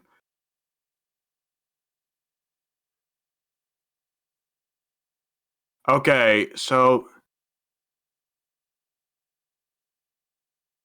Jury did beat Seth, and then a second Seth body showed up. C Viper beat that one. So there were 2 Seths, and Jury and C Viper are both canonical winners. Ah. And then they for some reason left like one body lying around, and that's the one that's in 5. They did, and Jury accidentally turned it on, is what happened. Yeah. So the canonical winners of Street Fighter 4 are simultaneously both Jury and C Viper. And Seth. And Seth. In the sense that he died but just walked it off, which is kind of an M. Bison victory. Yeah. It makes it kind of weird that C Viper didn't come back for 5 then, if she's the canonical winner of canonical co-winner of 4. She's the fifth character of Street Fighter Five. And we can assume the canonical winner of 2 is Akuma, right? No, I think the canonical winner of 2 is Ryu still. Okay, but Akuma definitely killed Bison. But Bison being Bison, he just came back anyways. Yeah, I think Akuma like killed or just knocked out Bison, or killed or knocked out Bison, and then Ryu beat Akuma. Maybe I forget. Freaking. It's hard to keep track with Bison bodies because one of the best ways to keep track of chronology is just Bison bodies. Because in Alpha he was at his strongest, but someone killed him. I don't even remember who because it wasn't Charlie. In 2 he gets killed by Akuma. In 4 he's got a new body, and in 5 he's still working off the 4 body. And then it's Ryu that kills him again in 5, right? Yeah, and then he's not in Okay. 3, so I'm gonna look up. Why are we talking about the Street Fighter story like it even matters? Anyway, I'm gonna look up who killed the Alpha body for Bison. I guess all right. It might have been Rose. Rose doesn't do anything in these damn stories. Come on. I don't know, because in 4 they act like she's big shit. They're like, knock off Lisa, please help us. You need to seal away Bison's soul with the Mafuba. Okay, well, it wasn't Alpha 3. Alpha 3 wasn't canon, because in that one it's Charlie that killed Bison, and 5 was like, no, Charlie just got killed by his own dudes. So it's either Alpha 1 or Alpha 2 endings that count. Who? Birdie. Birdie's canon. Yeah, Birdie did it. Well, okay, apparently Bison just doesn't get killed in Alpha 2. But in Alpha 3, it's Charlie that kills him. But since Street Fighter 5 retconned it so that Charlie never even got to fight Bison, he got killed by his own dudes. Honestly, I think but the Alpha Bison body might have just decayed too much. Because if we go off of that and what lore is in Street Fighter 5, Birdie beat Bison to join Chadaloo. And that's canon. And I don't know what other endings would be canon then. That I have so many questions. Because I guess it's still canon that he spent the time between Alpha and 2 in Rose's body. So, why are we even talking about Street Fighter story like it matters? I mean, in theory, it should matter. It just doesn't. They just don't give enough of a shit to make it matter. Like, Bison died at the end of 5, but then, oh no, just went ahead and said, oh yeah, Bison's still alive, he's just a ghost now. Which means in 6, Bison's still gonna fucking be there. He's probably handing off the title of villain back to Gil, but he's gonna be there as Ghost Bison. Nightmare Bison. No, shut up, that would actually be cool. Shut up, that would just be too cool. But who would have nightmares about Bison? Guile. Guile and Chun-Li and Charlie. At the same time, Charlie's dead. Charlie's coming back. We know he's coming back again. That fucker can't stay dead. Charlie won't be coming back for another 4 games, dude. We need to keep the streak going. Charlie shows up every 4 games to announce he's not dead. Dies instantly. Well, the trouble is, are we also counting Charlie's appearance in Marvel 2? I don't think so, because he was Nightmare Charlie in that. Nightmare Charlie. The Nightmare Bison has nightmares of Charlie. When your nightmares go to sleep, they have nightmares about Charlie. That's a meme right there. No, but when you think about it, that makes sense, because the 2 Nightmare characters in freaking in Marvel 2 are Nightmare Charlie and Nightmare Chun. Nightmare Chun. I'm sure Justin Wong has nightmares about Chun-Li, but just the hauntings of what could have been. Bloody hell. Okay, so we gotta say it was Street Fighter 4. Yeah. If you could remove one character from the roster, who would it be?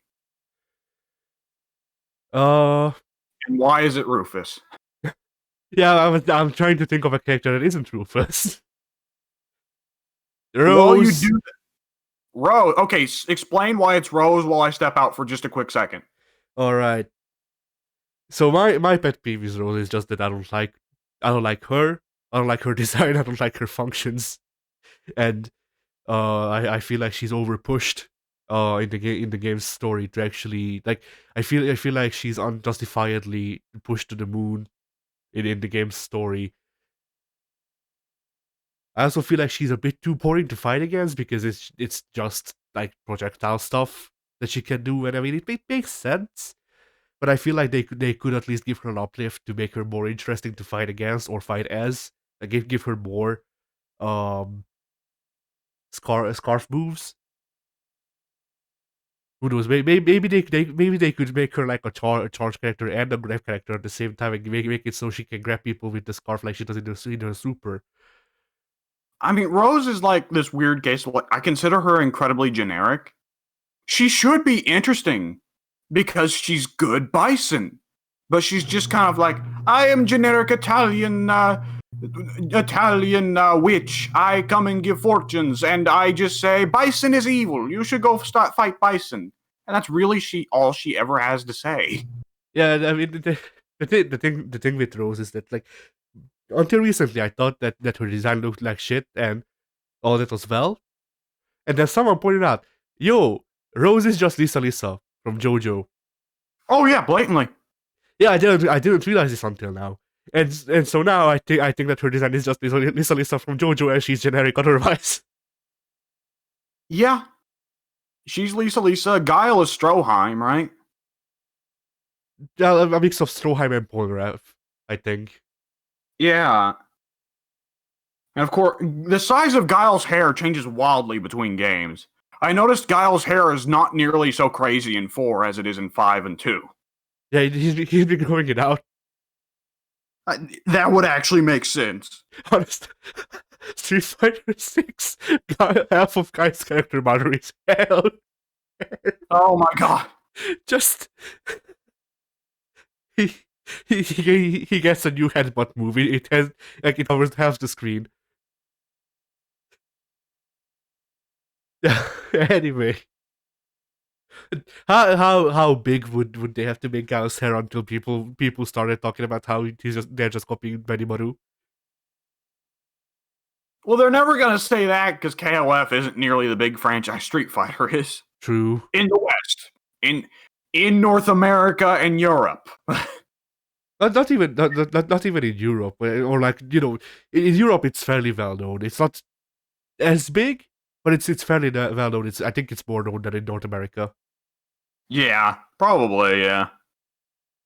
But like KOF will always be the king franchise in South America and to a lesser degree Japan and Korea. Ah man. So your personal pick is Rose. All right. I was kind of expecting, even if it wasn't Rufus, for it to be a newcomer. Yeah, I guess I'll go ahead and say Rufus is the easy pick, so I guess I should go with something a little more interesting to say.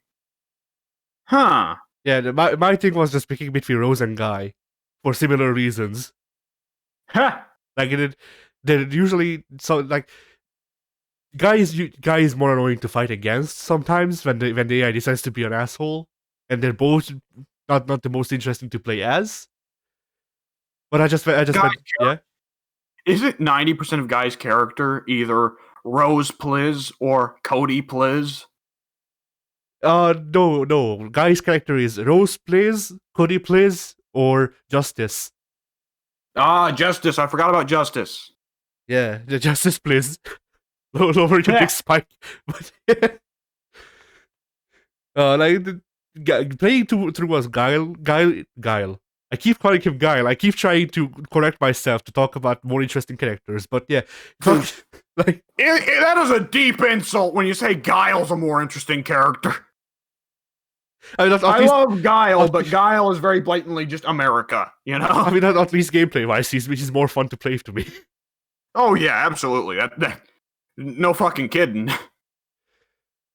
But yeah, so Like as I was playing through as Guy, his arcade mode, like constantly I was just thinking, man, I could get this experience and even better while playing as Kim Cup One, because Kim Cup One is also just justice, but at least he's fun to play. It helps that Kim's justice obsession is played as more of a joke, whereas Guy, it's like serious. Yeah. With Kim, it's a little bit of like, boy, Kim really just doesn't understand what the hell he's talking about, does he? Well, they stopped doing that, I think. Well, at least True. I don't remember, but I don't think there's any mention of justice in freaking in KOF 14. Yeah, but in that game, he has to deal with his obnoxious mentor and the mentor's wife. True. I love those two. I hope they bring him back for 15. So who is your pick? Ooh, if Rufus is the obvious pick, oh man, El Fuerte is a case of like a luchador character in Street Fighter should just write itself, right? And it could be so interesting having a lighter, flimsier command grab character. You know, it should be an obvious slam dunk, and it's not. He's just, I am El Fuerte, I am shitty Mexican cook. I don't know how to do a the Mexican accent. And that's one of those rare cases where me doing a shitty accent is accurate. Yeah. But the thing with El Fuerte, I think, is that like they just looked at Ramon and went, yes, Ramon, but in a mask. Yeah. And without any wacky shit, because Rufus has got a lot of Ramon has got a lot of wacky shit. El Fuerte is very conventional, honestly. Yeah, like if they would have just given him a couple more, like if they made his mix-ups less be the only tool he has, like if he had some of his mix-ups, but not all to make him more balanced, and he had like a dive kick or like an actual command grab that wasn't from the mix-up. Yeah. Like you would already have a different character that's probably more fun to play. And hopefully a character that doesn't confuse the AI so much. Yeah. El Fuerte walks all over Seth. It's disgusting. I didn't even play as El Fuerte. I don't figure out how to play Ramon for Ramon. I'm not going to figure out how to play Ramon for El Fuerte. Like at least Ramon's a cool character. He's interesting. And not even that convinces me to actually learn how to play him. I tried to play through arcade mode with every character, and I started with the bottom row, so I did play through with El Fuerte. The point where I gave up was Yang. Because, I mean, I'll play Yun a little bit, but Yang is where I draw the line. I mean, I played through with all of the characters, but specifically 2, I just quit after the first match because I was like, I've seen enough. El Fuerte was one of them. Who was the other one? I actually don't remember. I actually think it was Seth. Yeah, Seth, if you're playing through as every other character, you don't need to play as Seth. You've already played Seth. Yeah. Here's the best hits collection. Also missing most of the everything. Yeah, also half health. Enjoy. Yeah.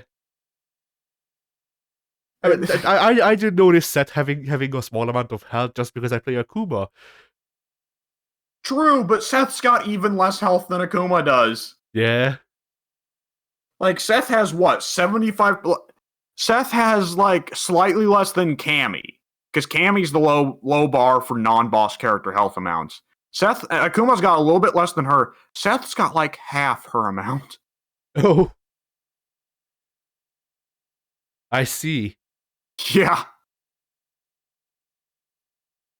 Oh, man. Who would be a weirder pick for me? I will just stick with Fuerte. Okay. Pick one character from the 4 roster that did not make it into 5. That you want to be a guarantee for 6. Let's say Dudley's a gimme.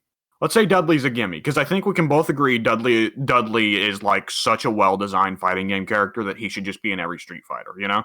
Yeah. Dudley reminds me of Terry Bogard in terms of It doesn't matter whether or not you play him. The instant you pick him up, you're like, this is a good fighting game character that feels good to play, even if I'm not going to play him myself. Yeah, like Dudley is like Terry Bogard in that you just look at them and you're filled with joy. Really, bless you. Oh yeah, See, I'm right. in both cases, they are very good character designs too.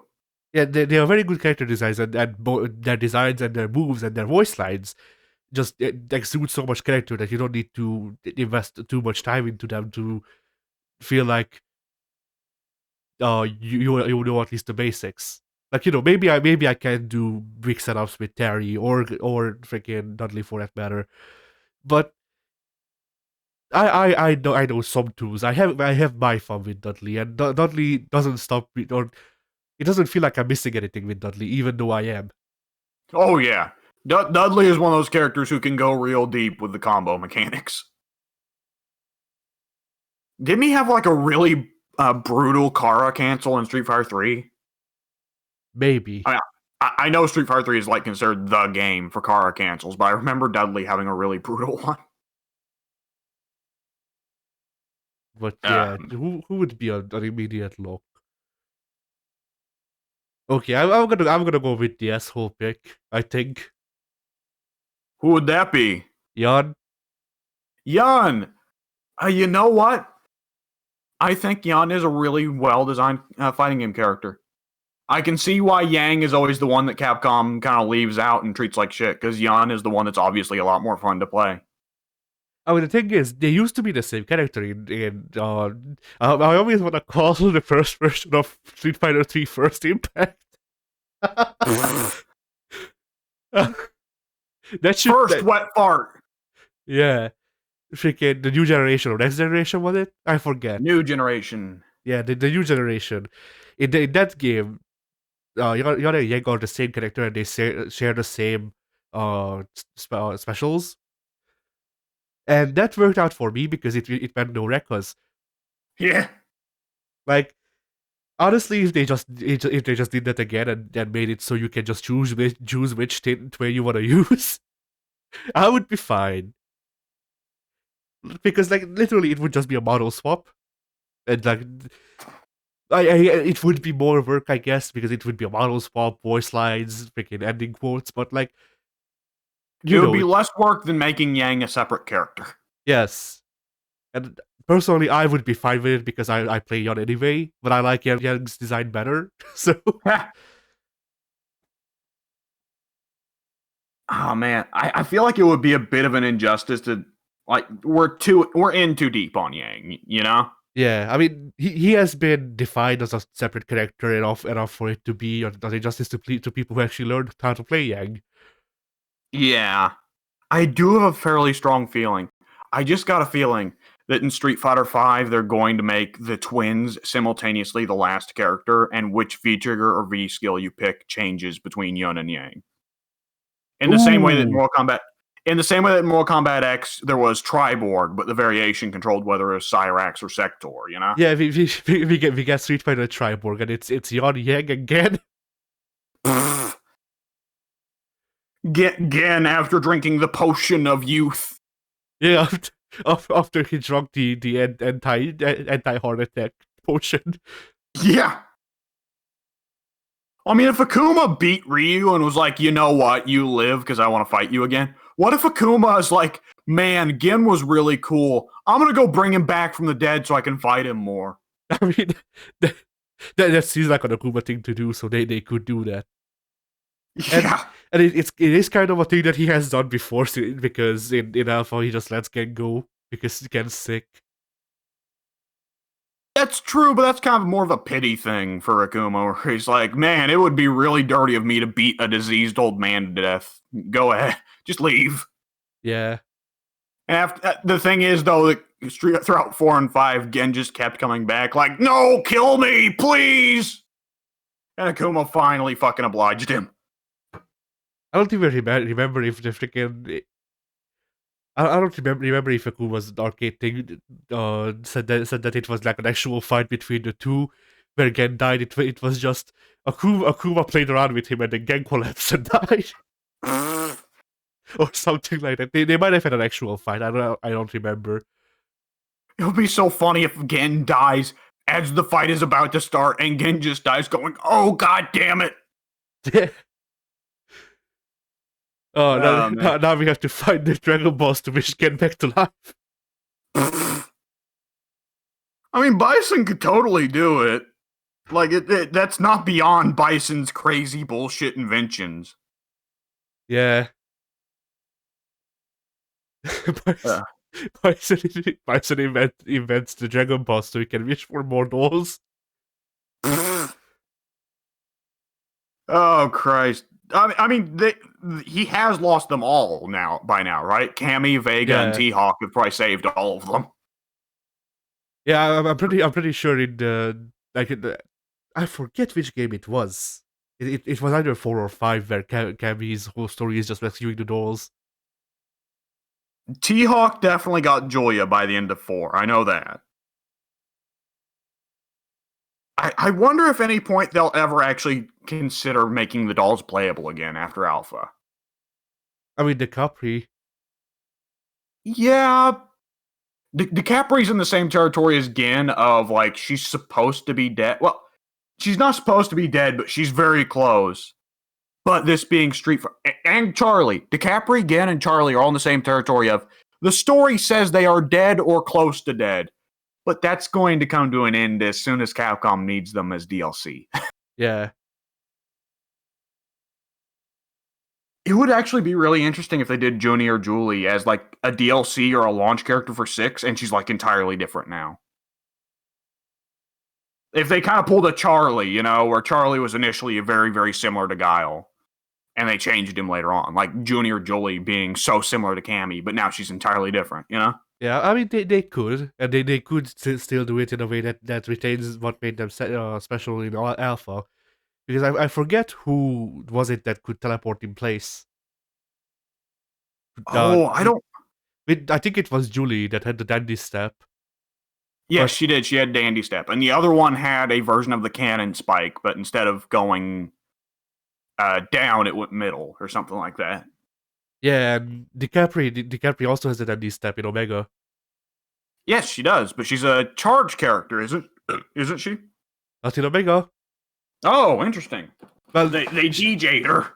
Yeah, they DJ'd her from what I could tell. They also removed most of her tools and gave her different ones instead. Because that makes sense, just to be a little bit of Junie and Julie there for people who wanted to play them again. Yeah. Yeah, if there's anyone in Street Fighter history that's been fucked over, it's probably Junie and Julie mains, isn't it? They ain't getting no appreciation. Balrog mains had a rough time in Alpha, though. I gotta say, we didn't have it good back then. I still don't think I answered the freaking question, though. No, I did. I said you. I believe. Yeah. So who would you pick? I will make a weird choice. I will say I'd like to see them on some level overhaul Hakan for 6. Make him. I don't know. I feel like they could change his kit a little bit and he'd become a lot more palatable. Maybe. And really emphasize I'm here to make everyone take oil wrestling seriously. Because that's the part that's really enjoyable about Hakan to me, is him being that weirdo about that. Hakan's command grab is changed from a hog to a bear hog, where he lets one of his heads go and just like forces people to drink oil. Yeah, he actually does have a lot of lines like that. Like after he beats Rolento, he says, "Hey, if you need oil in your new utopia, be sure to call me up." So I guess it's not just wrestling oil, it's cooking oil too. Yeah, it's every oil. It's Hakan's special all oil. You rub it on yourself, you rub it on your pasta, you rub it on your pizza. You rub it on your dick, and then you rub your dick on your pizza. Yes, exactly. Oh man, can I just go ahead and say Hakan does have what probably not my favorite Ultra in Street Fighter 4 because the Metsu Shoryuken is so kick ass, but Hakan's Ultra in Street Fighter 4 where he lays down on the ground and then shoots you out of his ass while he yells, "Here I come," is one of my favorite ultras in the entire game. My favorite ultras are probably Onis. I wish they would give Akuma. No, like I wish. Oni and Evil Ryu both got really good ultras for sheer cinematic, crazy anime powers. Yeah, like I wish they could at least in supers or ultras, like in the big cinematic like around under moves. I wish they could show Akuma's real power, like what he's supposed to be when he lets his all out. I feel like that it would be good to save that for Marvel vs. Capcom, but we're not getting another Marvel vs. Capcom. Yeah, Like it worked. I like the idea that everyone else has to be artificially boosted, but when Akuma fights in Marvel vs. Capcom, oh, he's not getting an artificial boost. This is just Akuma when he's actually fighting proper. yeah. Akuma's just not taking his meds today. I would love to see Oni come back and see them try and handle him in a unique way. Yeah, I feel like Oni has a similar issue to Hakan, where his kit was okay, but they did too much weird shit with him to make him try and make him not Akuma, even though he's obviously just Akuma. Like, Yeah, so that yeah. You know what I'd love to see them do? What if What? they did a reverse Kage and brought him back, but called him Evil Akuma? I mean, I don't know. I just don't. I'm not sure if they consider Akuma evil still, but maybe. He's friends with Elena. Come on, he's got they gotta be at least partially saying he's got something in there. I mean, yeah, they've been saying that Akuma has a human side as well. He's just trying to shed it. Akuma's story. Bloody hell. Akuma's story in Street Fighter 6 is about ending his friendship with Elena so he can achieve true power. He's just spending the entire game like, see, Elena, you do hate me because of this. And Elena's like, no. Yeah. Oh, man. And then along the line, we somehow get Akuma with a kid.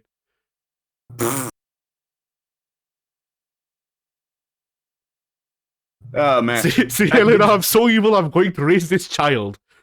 Yeah. Did you get Elena's ending in Street Fighter 4? Yeah, I did. Yeah, I didn't know it was right. I thought it was like side promotional materials, Elena and Akuma being friends. No, Elena, her ending is just straight up hugging Akuma, and Akuma is just kind of like, well, I guess this is happening now.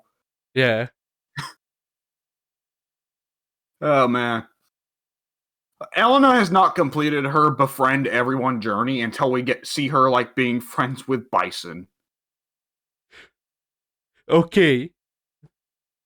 Weird aspects for Street Fighter 6. So we continue Elena's journey through getting friends and all that. But what if they reveal characters through like posting pictures of Elena hugging people? And so listen to this. One day they just upload a picture. It's Elena hugging Remy. And Remy's naked. I guess so. His hair has been grown out so much that it censors him still. Yeah. And Elena's trying to get out of the hair. It's like in her mouth and shit. She's going, yeah. They fucking get rid of Charlie just to bring in Remy. In case you didn't think Charlie was enough of a generic Guile ripoff. I mean, they set Remy apart. He's French. Yeah. Just like Abel. If you were to ask me what character I think is the least likely to come back for Street Fighter 6, Remy's pretty close to the top of the list. Yeah, that's why I brought him up. Yeah. Remy's pretty high up there. 12. Who? 12. 12, I think. 12 won't come back because he's too hard to animate. Yeah. That's why 12 won't come back. I think Rufus and El Fuerte both have decent shots because while Americans don't think they're very funny, Japan thinks the bad chef and fat person jokes are hilarious. So they might come back just because they want to do that joke again. We'll have to see. I mean, it'll also beg the question of like, with Street Fighter 6, are they going to try and just carve an entirely new path? Because if they do that, we're probably going to get mostly new characters. Yeah. Street Fighter 6 will take place simultaneously to Third Strike. Somehow. We can't go past Third Strike because that might imply Chun-Li is above the age of 25, and we can't let that happen. I just had the worst idea. What? What if we go past Third Strike and Capcom just goes in real hard on the Charlie is old now thing, but instead of like aging her face or her body, they just make her thighs really wrinkly. Oh, sweet Jesus. Like just disgustingly wrinkly thighs and nothing else. Everything else is still her normal, like freaking 20-some-year-old body. She just has really wrinkly thighs for some reason. She made a deal with the devil so that all of her age goes there. Yeah. That's why her thighs are so big. She made a deal with the devil so that all of her age and all of her fat goes there. She actually eats like freaking 15 large hamburgers every day.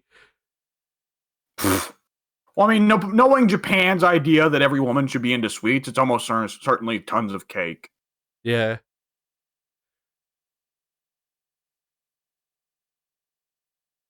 Oh, blimey.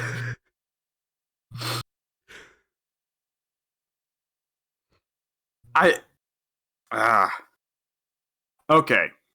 What gameplay mechanic that's really associated with Street Fighter 4 do you think is the best?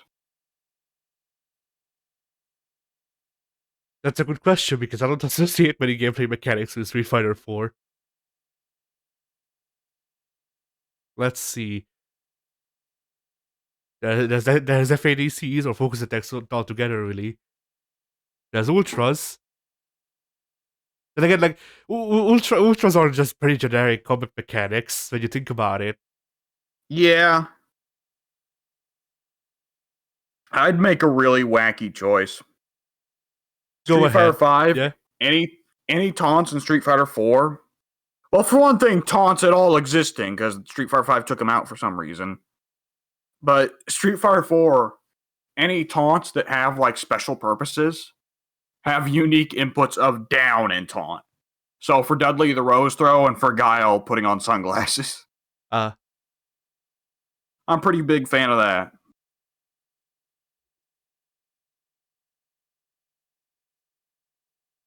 I don't know what it is in a big roster of mechanic.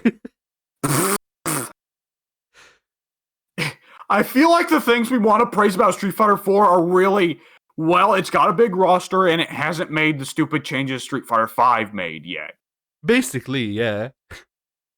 But like in terms of unique mechanics, like focus attacks aren't really that good and they make a weird meta.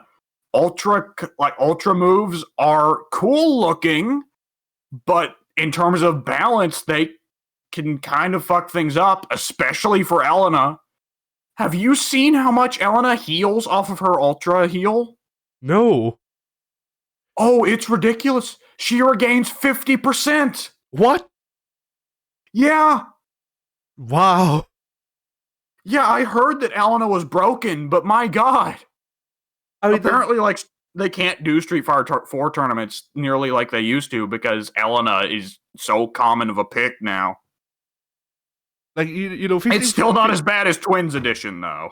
50% would make sense to me if it was like a context sensitive thing, and if she's near next to death, then she just gets half her hair back.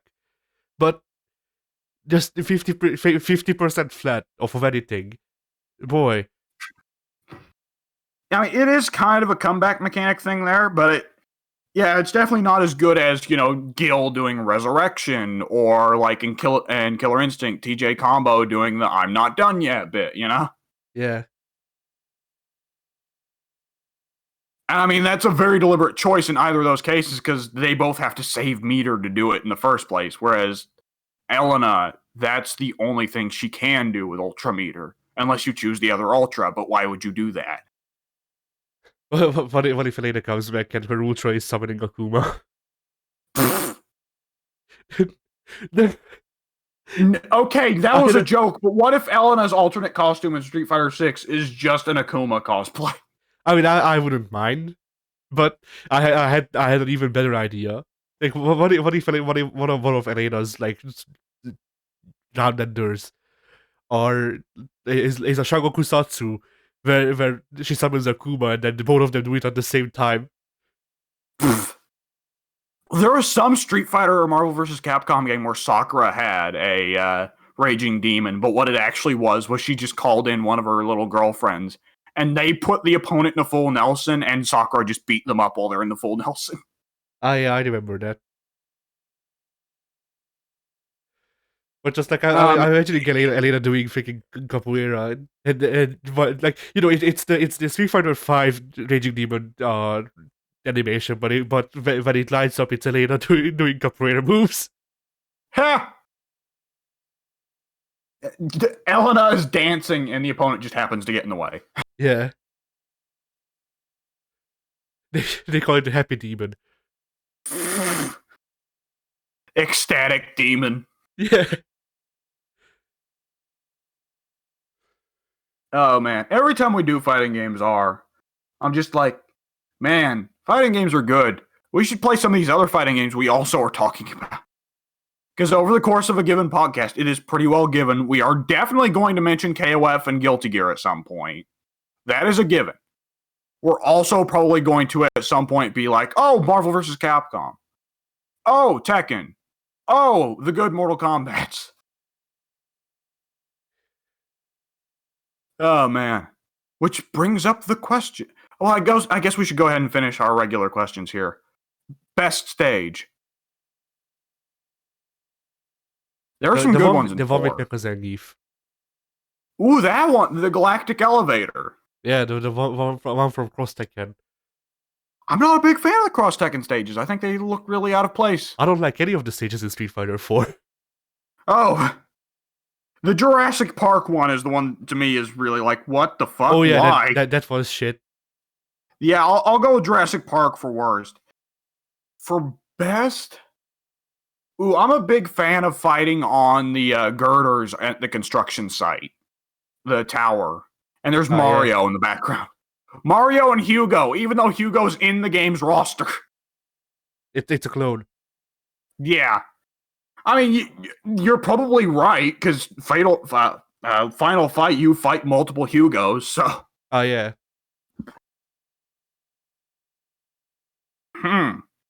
In hindsight, it's rather weird that there's not a boxing or wrestling ring in arena in Street Fighter 4. Come to think of it, Yeah, kind of. Yeah. oh, I like the African Eclipse stage is pretty good. You know what? Street Fighter 4 does have my favorite stage name of all time. Busy Street. Oh yeah. That is like the least exciting name for a fighting game stage ever. Just Busy Street. How boring can you fucking get? I mean, I guess Uniclear has Empty Street, so that's not much more exciting either, but still. Yeah. Oh, man. And as for worst stages, like you've already said, Jurassic Park, and for me, it's Overpass. It Oh, no, the idea of fighting under an underpass is cool, but it's executed very poorly. it's executed poorly, and the soundtrack is shit, and it gets stuck in my head. Yeah, it's rough. I'm not a fan of the training stage in 4, which is bad because the training stage is the one they always play at tournament. Well, I don't consider training stages normal stages. I mean, like, the training stage in 5 is so much better, though. Yeah, Like, it's still a square grid, but at least there's, like, actual 3D shapes to it, instead of just, here's a blank room we drew some lines on. I mean, a training stage has to be special for me to like it. Like, freaking the Danger Room in Marvel. Yeah, Danger Room. Danger Room's a good one. I Tekken don't doesn't really have training stages. Yeah, the one I think are the training stages are the cubicle one in 7 anyway. The cubicle one with the like the very That one's destructive a good environment. one. Yeah, that That one's a good I one. like that one, but that's the training stage for wall levels, and for endless levels it's infinite Azure or Azure. Azure is okay, but it's generic. There's more you can do with infinite stages than that, you know? Infinite Azure is alright, but it's not Moonlit Wilderness. No, it isn't. At the Tekken 5 Moonlit Wilderness, because Yeah, Tekken 6 Tekken. Moonlit Wilderness is eh. Yeah, no, that wasn't Tekken 6. That's Tekken Tech 2. You're right. You're right. Whoopsie. But yeah, you can actually pretty easily tell which one a person is talking about because Tekken Tech 2 Moonlit Wilderness is called Moonlit Wilderness 2. I'm Oh, not that's joking. stupid. I mean, even in Tekken 7, they've released different versions of stages like on different times and shit, and it's just like Infinite Azure 2. I just had a stupid question pop into mind. Yeah, So Negan has his stage where you fight in front of all the saviors next to the RV, right? yeah. That stage is a walled stage, isn't it? I don't know. I've never been on the stage because I don't own it. I don't either, but are the walls just like the saviors bouncing you off them? I Or is mean, it an infinite stage and the saviors are just constantly walking away from you while they watch the fight? they could just be the saviors throwing you back in because that was also the thing from the arena in Tekken 5.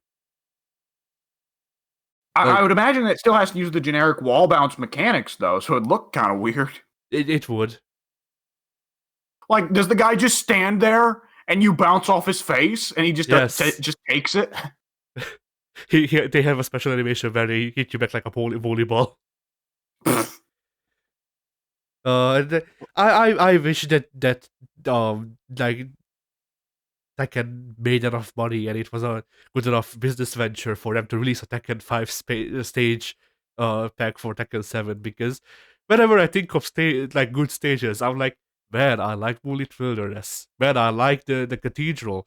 Man, I like that one garden with the frogs that you can kill. Man, I like the Bungie cemetery that Yoshimitsu had. And I just keep going on, and it's all Tekken 5 stages. I All don't of them. think it's a money. I don't think it's a money thing. I think it's a thing like only you and me would buy it. That's what I'm saying. I wish it was a good enough business venture that enough people would buy it for them to have a reason to make it. Yeah, I mean, it's like stages have sucked in recent fighting games for like the last 10 years, and it's partly just because I think they figured out people don't really care. They just want the gameplay to be good, you know? Which is I sad guess. because, you know, we got some classic stages in the 90s and the 2000s. Yeah. I mean, so There are some that yeah. are iconic and will just keep coming back for that fact, like, you know, Field of Destiny or Fetus of God. But other than that, you know. Okay, Tekken 6. Tekken 6. Bloody hell, Street Fighter 6. They should add in Fetus of God for no reason in particular, just as a reference. I don't know. I feel like they could actually add Morgan or Felicia to Street Fighter 6 and nobody would blink an eye, you know? Yeah, maybe. Especially if it were a discrete prototype for Darkstalkers 4. Yeah. But like, imagine how weird it would look fighting us like I don't know playing a match on Sagat and Bison and it's the fetus of God. Oh man, what's the weirdest stage in Street Fighter history? Honda's bathhouse back in 2 is pretty weird, honestly. Yeah, kind of. I don't know because Street Fighter doesn't have many weird stages. Oh god, the weirdo steampunk carnival that Remy had as his stage in Third Strike. What the fuck was going on with that one? I only Do you remember the remember the one I'm Steam. talking about? I remember the Steam. I don't remember any like big parts of the level, but I remember that there being a lot of Steam.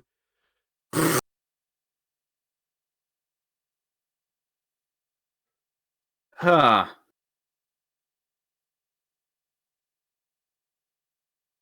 All right. I guess we'll move on to the next question. If there is one character archetype that you feel is really missing from Street Fighter 4, what is it? with a big roster like that, you're kind of stuck for that question, aren't you? Yeah. Oh, yeah. I really wish they had an air dasher in this freaking grounded footsies game. Yeah. What can I say? uh, I think with that too is that air dasher is not a character archetype. It's a gameplay style. Yeah. I feel like they could throw in Gil and have Gil have air dashes. And we're not even talking about Injustice, because Injustice games, like, only half the roster can air dash and half the roster can't.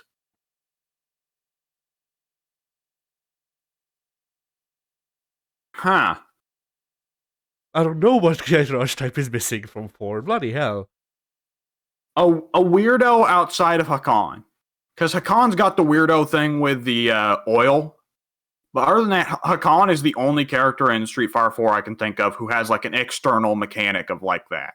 Oh yeah, they could have added something like Shinkensai where you have to drink to unlock new moves. I guess. Or like a Phoenix Wright thing of collect certain items, or I'm trying to think. In Street Fighter 5, well, obviously there's G's whole meter of like the presidentiality.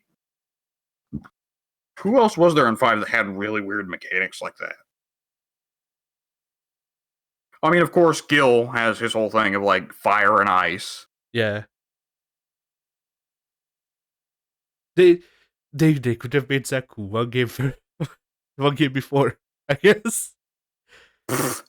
I feel like Zeku and Guy will never be in the same game because there's too much overlap between them. I mean, I wish they removed more of Guy from Zaku so he could be fun, but you know. That's the thing with Zeku for me. Like I like the outfit of young Zeku better, but then I can't play as Strider Hiryu, and I don't want to play as Guy ever. So Yeah. Oh man. Okay.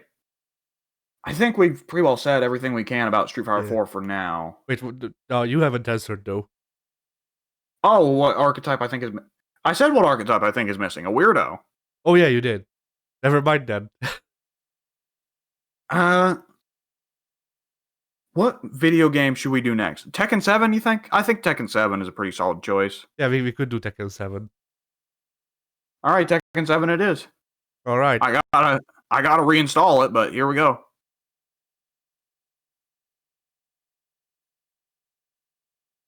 So yeah, fighting games were. Fighting games were, yeah. Yeah, and during this whole podcast, by the way, there's been 2 stink bugs having... Well, more than 2, but stink bugs having an orgy on my window, which has been pleasant to watch. Nice.